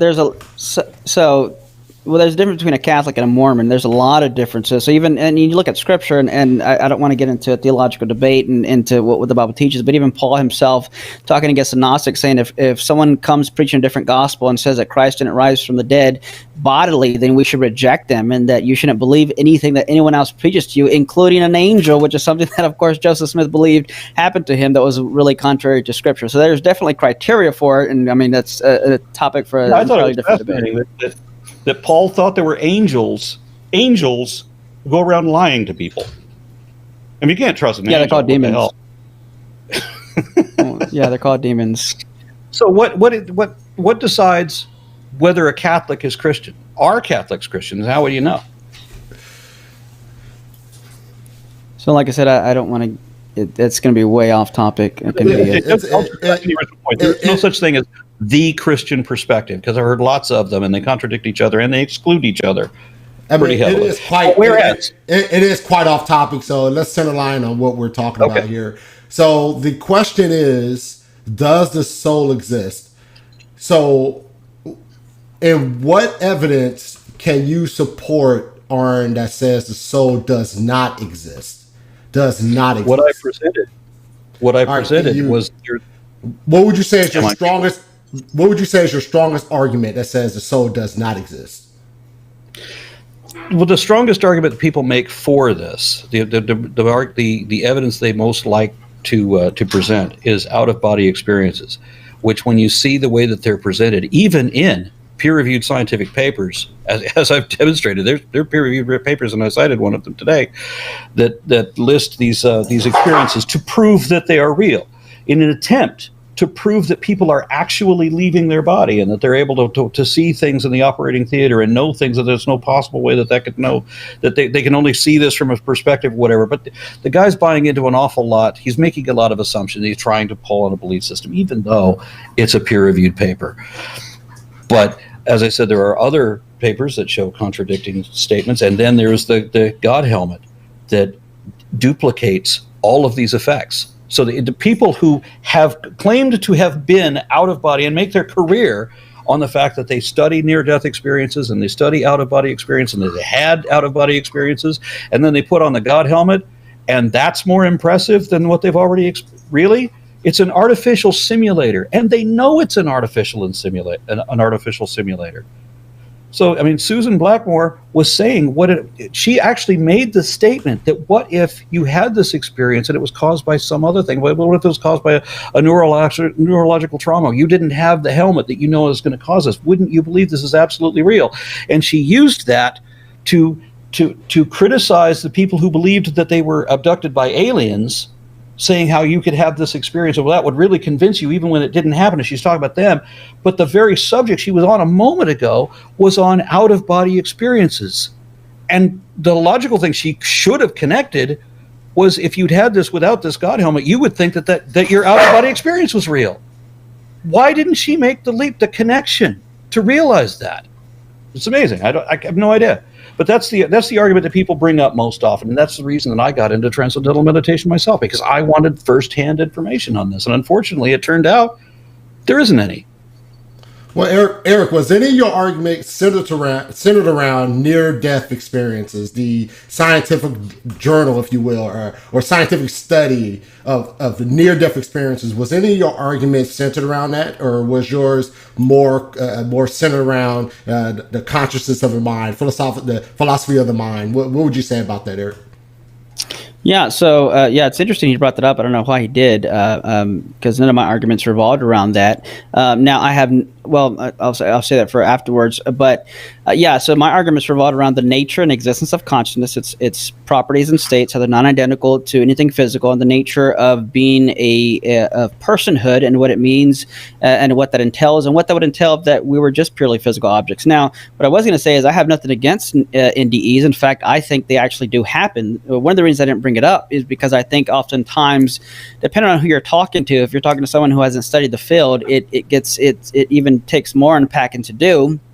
So I'm kind of glad I didn't bring that up. But no, I think there's a lot of verified NDEs, and there are some that are even published by, if I'm not mistaken, scientific journals and reputable people and places that have been verified by doctors. And there's a lot of interesting cases where people know things they could not have known, I mean, I can go through a lot, but it's something I haven't studied to the satisfaction of being willing to present and defend it. I do plan on doing that in the future, but Moreland and Gary Habermas have written a lot about that, and there are a lot of interesting cases. I've talked to people personally who've had these types of experiences, but again, knowing things that they could not have known, anything from like, my father just died, and when they get resuscitated, they're freaking out saying, please call my dad, please call my dad. I just talked to him and he's dead. And everybody's saying, no, I just talked to him this morning. He's fine. They end up getting him on the phone. Turns out, yes, he is dead. He did die in the way that it was just described. Someone who underwent a very rare type of procedure that I think at that point only one other person had that type of procedure done to them.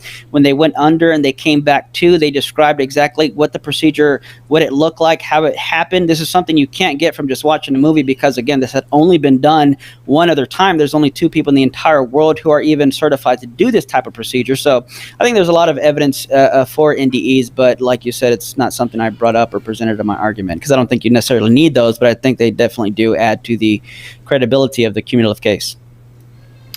All right. So I just said how these can be duplicated, and we have anecdotal experiments that are unrepeatable and so forth, and then we also have confirmation bias, because I've seen people in my life that say that they're terribly nervous about something, they suspect something's going on, they pinpointed who the person is that they're worried about, whatever. And if it turned out that something had happened to that person, of course, then I would be hearing for the rest of my life about how that person was psychic and guessed correctly, but it turns out that person was fine. And then of course they dismiss that they were so worried and concerned about something that turned out not to even be a thing. They need to acknowledge the failures just right along with the successes. You can't just call out the success. Right, and the article in the book I talked about that's being published, and I can send you the list. I know Moreland has them listed in the one of the recent second edition of the Philosophical Foundations for a Christian Worldview. But yeah, you're right. So they look at all of these pieces of evidence, and when you're looking at some of these things that again are verified, signed off by doctors, and you have these, and you keep saying they can redo it with this God helmet or something like that. I could put a helmet on you, Aron, and have you experience you being at the beach. It doesn't mean beaches don't exist. So just because you can replicate an experience doesn't invalidate the fact that the person had a vertical experience in the first place. Do you admit that the helmet is physical? Yes, you can do physical things to the brain just like I can do physical things to a guitar. So it's doing a physical thing to the brain. And these people get it's not affecting the soul, right? I mean, the God helmet isn't doing squat to their soul. It's affecting the brain. So when they perceive, as predicted they would, that there are other people in the room, or that they're having an out-of-body experience, or that they're in the presence of a god or a demon or whatever, these are entirely physical. And they're producing physical responses, which in the term of thoughts, which you say are not physical, yet we have proof that they are. No, we don't. We don't have any proof that a thought is physical. They share different properties. How do we have a physical device making physical effects in a physical brain to produce these thoughts if the thoughts are not physical and are independent of physicality, if it's actually in the soul? What is the God helmet, the physical God helmet, doing to the soul to cause the soul to hallucinate something? It's affecting the instrument the soul. I don't know how you still don't get this. It's affecting the instrument the soul uses. If I scratch a CD, I'm not scratching the music. I'm scratching the physical instrument. So it's not that hard. So when the body perceives, the brain perceives. Do you expect that the brain perceives this other being that isn't really there? So the brain is being stimulated to perceive something, and you're saying that it's not the soul that perceives it, or is it? When the God helmet works and it causes somebody to to imagine themselves in an out-of-body situation, is the brain thinking that, or is the soul thinking that?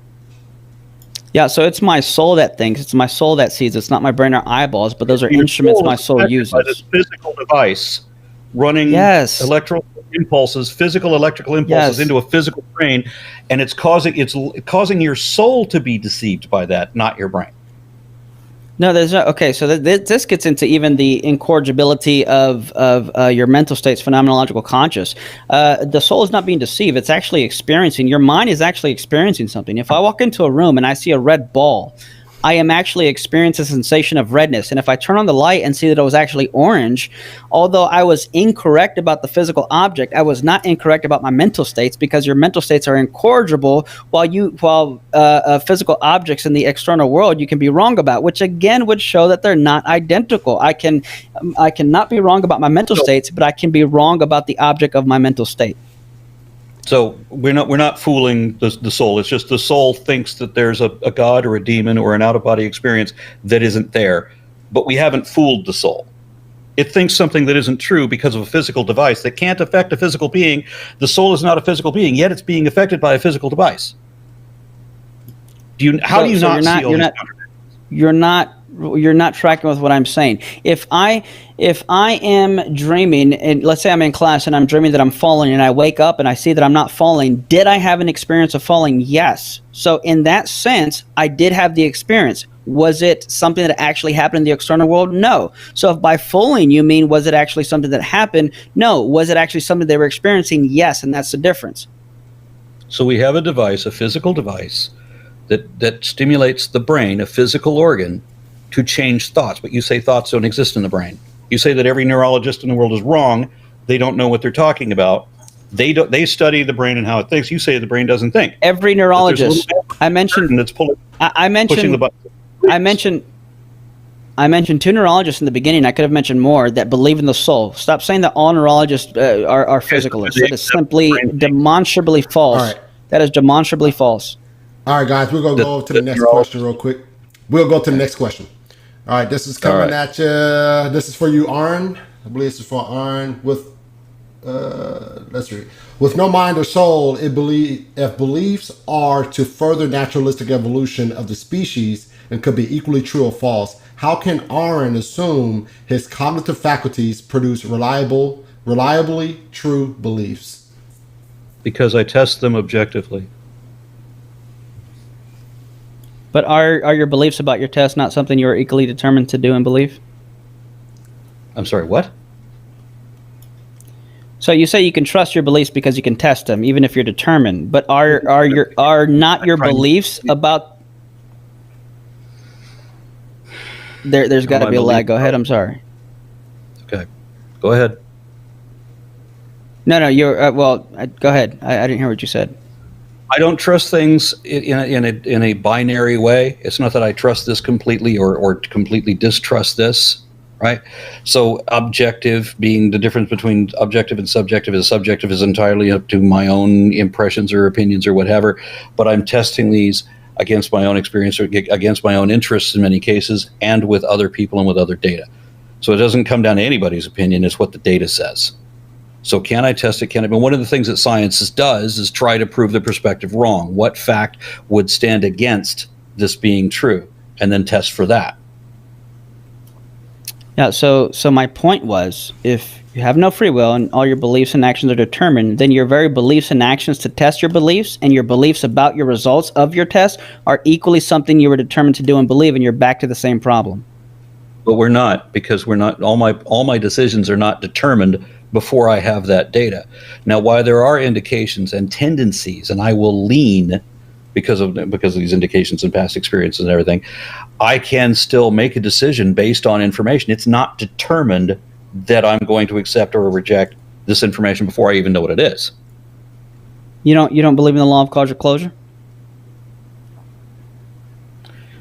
Pass. You just roll your eyes? Yes, of course I did. But if the law of causal closure is true, and if your beliefs are something physical, then that physical thing was caused by something prior and physical, and it's going to eventually be something prior and physical external to yourself. And that does not mean that my decision is determined before I have the data on which to make the decision. We know what my tendencies are going to be. We know, my proclivities are already estimated. We could guess in advance what decision I'm going to make. But I still make that decision after I have the information. It's not determined. I don't think you understand what determinism is, but okay. I wasn't talking about determinism. Next question, here it comes. It's sort of on the same subject a little bit. So, for the audience, says, what do you think C.S. Lewis' arguments against naturalism? A strict materialism refutes itself for the reason given long ago by Professor Haldane. If my mental processes are determined wholly by the motions of atoms in my brain, I have no reason to suppose that my beliefs are true. And hence, I have no reason for supposing my brain to be composed of atoms. Why? I've heard this many times. I just don't understand. What is the logical failure that causes a question like that? Why do people ask this question? Because it makes no damn sense. Okay, so we have a physical brain, we have a physical body. That means I shouldn't trust it? Why? You have a physical brain and a physical body in most cases, regardless what you believe, whether you have this mystical aspect added to it or not. And yet, not only do you trust it, but you trust it on things that are not evidently true. And you still believe things that are evidently not true, and you believe them anyway. So, and why are you talking about me about what I trust? Why do you trust any of the things that you believe? That would make sense. Yeah, so the person who asked that was J.B.S. Haldane, who was a scientist and an atheist. So you'd have to ask him why he's asking that. And I think his point is relevant. If your thoughts and beliefs are causally determined by non-rational factors, then the conclusion and your beliefs are going to also be causally determined and non-rational. Where was non-rational in here? Did I miss that completely? Well, you probably missed the implications. Yeah, I don't see an implication that any of it is non-rational. I mean, rational means that I'm open to reason, right? And that I can be reasoned with, and that I'm going to be basing my opinions on evidence and so forth, right? Where's the lack of rationality? Let me ask you this. Suppose I was a mad scientist and I was able to control every thought, belief, and action you had. And I can make you do, think, and act however I wanted to. We've always got to come back to the Matrix. No. We're not no Matrix. We're here. We're live. Let's suppose there was technology that I can control every thought, action. I don't know if reality is even real, but we're not having the argument about whether reality is real. Let me finish the thought experiment, and then you can tell me what you think. Suppose I can control every thought, belief, and action that you had. Mm-hmm. Would you have reason to believe, if you knew that, would you have reason to to believe what you were thinking if you knew that it was me causing you to believe something? Did you cause me to think it? Did you cause me to question whether I think it? Did you cause me to know that you're the one that's controlling my thoughts? Yep. Well, if I know that you're controlling my thoughts, then I know that you're controlling my thoughts. Right, and would that undercut your trust or reliability in what you think or believe if you know that I was the one controlling that? If somebody else is controlling my thoughts, and I can't even wrap my head around how I could think something knowing that I'm not thinking it, how I can think that you're thinking, or how you are thinking for me, then I should just ask you the question, because you're obviously the one doing all the thinking. Okay, let me put it differently. Let's say there's a third person we were doing this to. Would you trust that this person was being rational if you knew that I was the one controlling all his thoughts, beliefs, and actions? Look up what rational means. Are we fitting with that? I mean, are you making your decisions based on actual information? Are you being reasonable? Are you open to being reasonable? I'm making them believe that. Let's say I'm making them believe that. I'm making them believe that they're acting rational. So you're making them know that everything they believe is an illusion. That they don't actually believe anything. Let's say I'm not. I don't give them that part of it. I don't let them know that I'm controlling it. All of their thoughts, beliefs, and actions are controlled by me. You and I know that, but they don't. I make them think that what they're thinking is true. I make them think that what they're doing is rational. Would you agree with me that what they're doing and thinking is probably not rational because I'm controlling everything? If what they think is rational and they're being rational, they're being rational. So yeah, it may be in the Matrix, because that's what we did come down to anyway. You will follow what you think is rational. It may be a lie, but you're still going to follow that. If you understand that the way that we smell things is by picking up subtle molecules in the air of different things, and we're getting these in the receptors, or if you understand that these little hairs and the stirrups and everything in our ear is actually how the way we perceive sound, or the way the cones in our eyes reflect light, you understand how these senses work. And then somebody tells you that there's no such thing as reality and there's no such thing as matter, And then you have to think, well, that means that every expert in the world who understands these senses actually doesn't know anything. Nobody knows anything except the guy who's claiming to know more than all the experts, because he's the one that says reality isn't real, and it's all this huge, convoluted, ridiculously overcomplicated violation of Hitchens and Occam's razor to create this illusion so that you think that your eyes work this way. Well, none of that would be necessary at all. I don't think you're tracking the thought experiment. All right. Well, we'll transition to the next question. All right. Coming at you guys. Question for Aron. If you get certain thoughts from your brain, can you override those thoughts and stop them? If so, what do you think is in you that gives you the ability to override those thoughts? I don't know. I guess I would need an example of I've overridden lots of thoughts. If I start thinking about something, I'll think better of it. I mean, I evaluate the things that I think. I do with certain thoughts. I don't know. I'm not certain what thought you're talking about, but I have overridden a lot of things. I've changed my mind about a lot of things. I analyze things. Any thoughts? Not just over whether they're true or false, but on elements of practicality or morality or things of that. Yeah, so so there's a lot we didn't get to talk about for various reasons. I had a debate with Dillahunty on this very subject, and I think we were able to cover a little bit more ground. But one thing I didn't get to bring up was, so you look at something like neuroplasticity, and more specifically cognitive behavioral therapy, which Jeffrey Schwartz is a leading expert in the world on this, who is a neuroscientist and believes in the soul. You see that in order for this to be possible, you have to be able to go against your habitual way of thinking, which are, in many times, especially with people who suffer from things like OCD or anxiety or depression, are induced by a chemical imbalance of the brain. In order for you to go against these thoughts and utilize the neuroplasticity via cognitive behavioral therapy, you have to be something more than your brain and body that is not merely causally determined by prior physical results or actions, which means you have to be something like an immaterial soul for you to have free will, even with regards to thinking. Because we do know that the brain will and can induce certain thoughts and behaviors. We can see this when you wake up from a nightmare and still have this feeling of fear, but you can override that because you're not merely a brain and body, you're something more than that. And again, I think neuroplasticity, especially cognitive behavioral therapy, goes to show that we're more than brains and bodies. In fact, Jeffrey Schwartz, the guy I just mentioned, the neuroscientist, wrote a book called You Are Not Your Brain, and his premise of this book, which goes to show the cognitive behavioral therapy, how it works for OCD and anxiety. He's a leading researching scholar in this field. His entire premise is that you're more than a brain. So what does he think the brain does? A lot of what I explained. It's an instrument. Okay, so it's an instrument that does what? It has correlations while embodied with the soul, just like the grooves on a CD. The music is not in the CD. I don't break the CD and the music spills out. There are grooves on the CD that if you mess with the grooves, you're going to mess with the way the retrieval is.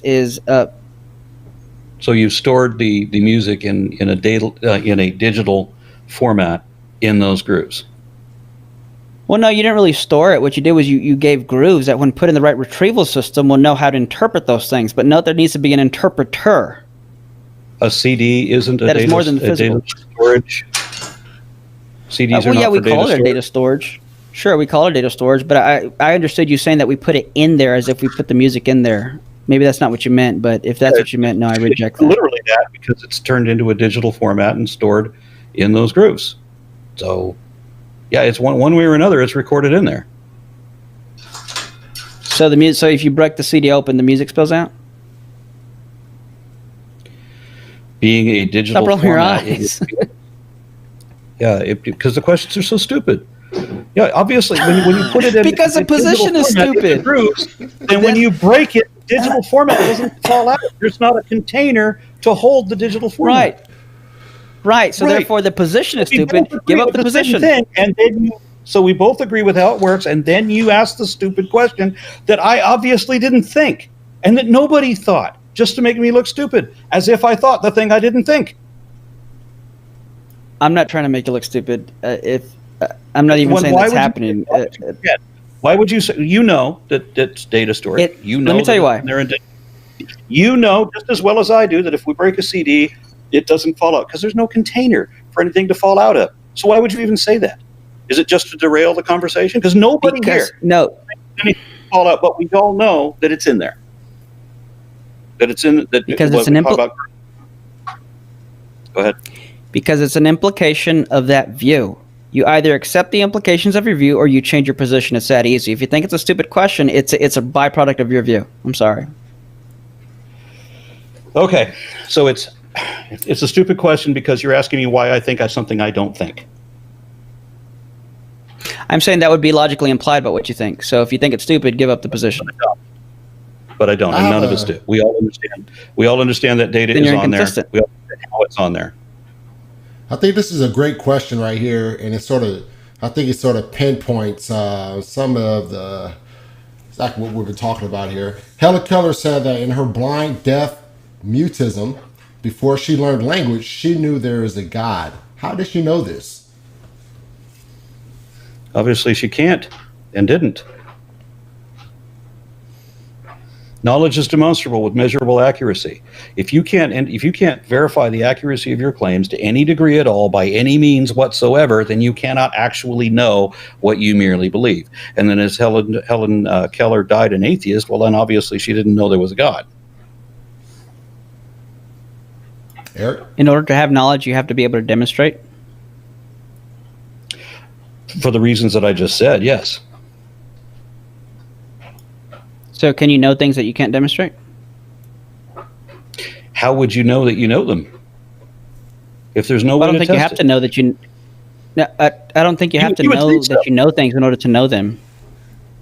But you have to be able to demonstrate it because you really do. Because there are lots of times that we've thought we knew something or thought we ended up we remembered it incorrectly. And then when you go to check the data, no, it actually says it. I'll show you right here where it actually says something slightly different than what I thought. That happens. I forget. There's the Mandela effect. I can't remember what they call it, but where you remember something incorrectly and then it goes out through the culture. Everybody remembers it incorrectly, but that's what it is. So you think you know it and you don't know it. You need to be able to verify it. Yeah, I don't think you need to be able to know something before you can know it. That's a Methodist point of view in epistemology. I'm a particularist, and I think when you go out there, you lead into an infinite regress because in order to know something, you have to show how you know it. But then to show how you know it, you have to show that you know it, and it leads into an infinite regress. And if you're going to roll your eyes again, that is an implication of your position. If you're going to roll your eyes, then give up the position. It's that simple. Wait. I'm rolling my eyes because it's not my position. I don't do the infinite regress, as I told you a couple of times before. I don't do anything by dichotomy. I do things by degrees. I don't have to be absolutist about it. So you're still ascribing positions I don't share. That's why I'm rolling my eyes. I don't need to reject a position I already rejected before you suggested it was mine. It's an implication of your position, is what I'm saying. And it's not. I would rather you not assume I hold positions I don't hold. Okay. All right. And here's another question. And I'm going to have to bugger out here real quick, so let's try to get through these. All right. Yeah, I think this is probably the last question. I don't see any more questions, so this is actually the last question here. It says, Aron, why the care for this topic if you don't think anything of moral, intrinsic, objective worth exists, since you are ultimately responding through chemical reactions? Because I think that moral, intrinsic, objective worth exists, and I care about truth as well, and that the truth is what the facts are. We shouldn't be asserting things as truth, like the gospel truth.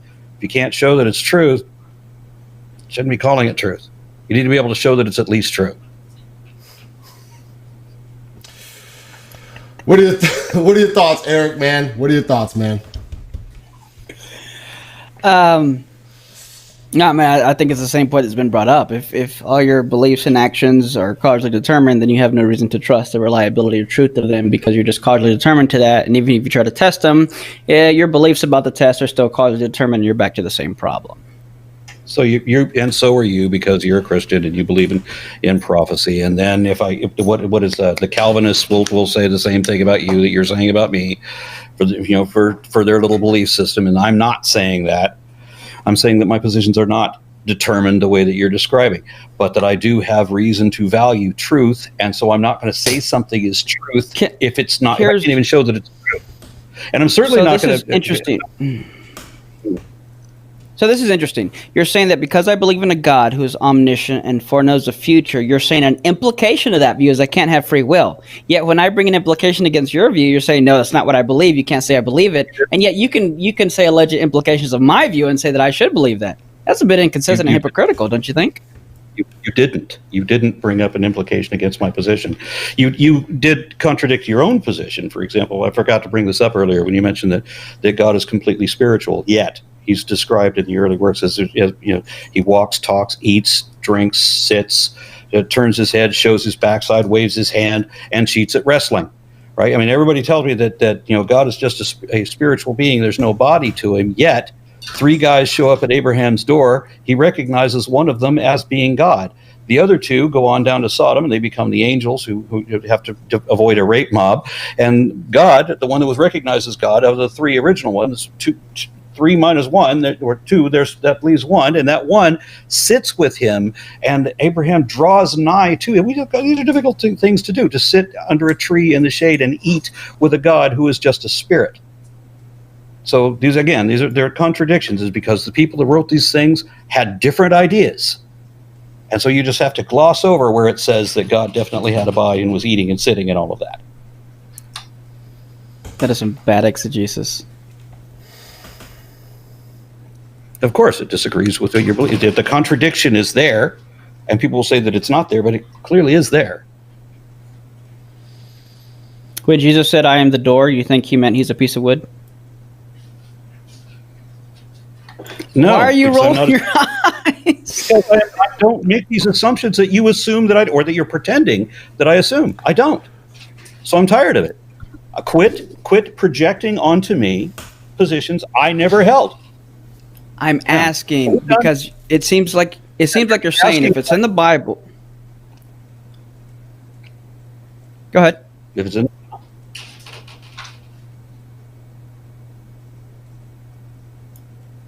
Anybody say I'm sorry. It cut out. I'm sorry. Go ahead.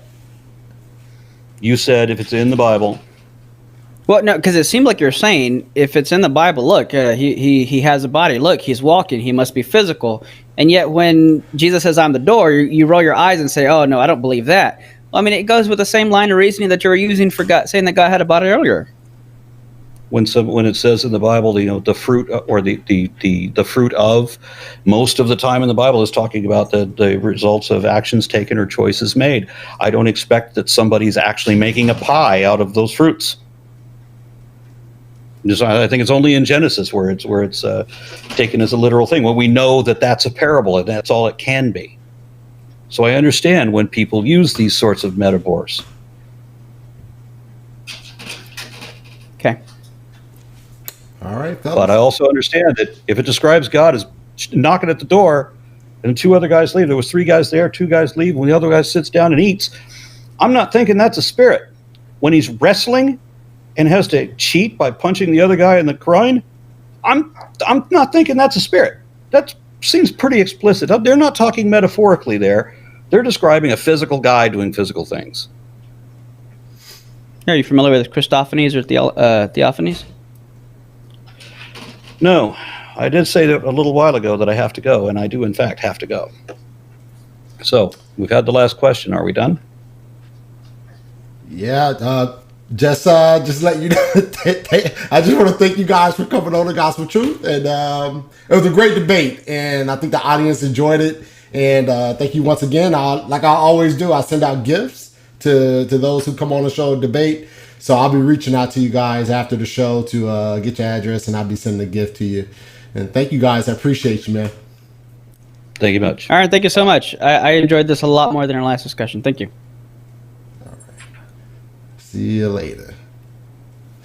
All right, folks. It's a good one, man. Oh, man. I knew it was going to be some chuckles in this one, man, but it's all good. It was fun. I always enjoy hearing the argument for the soul.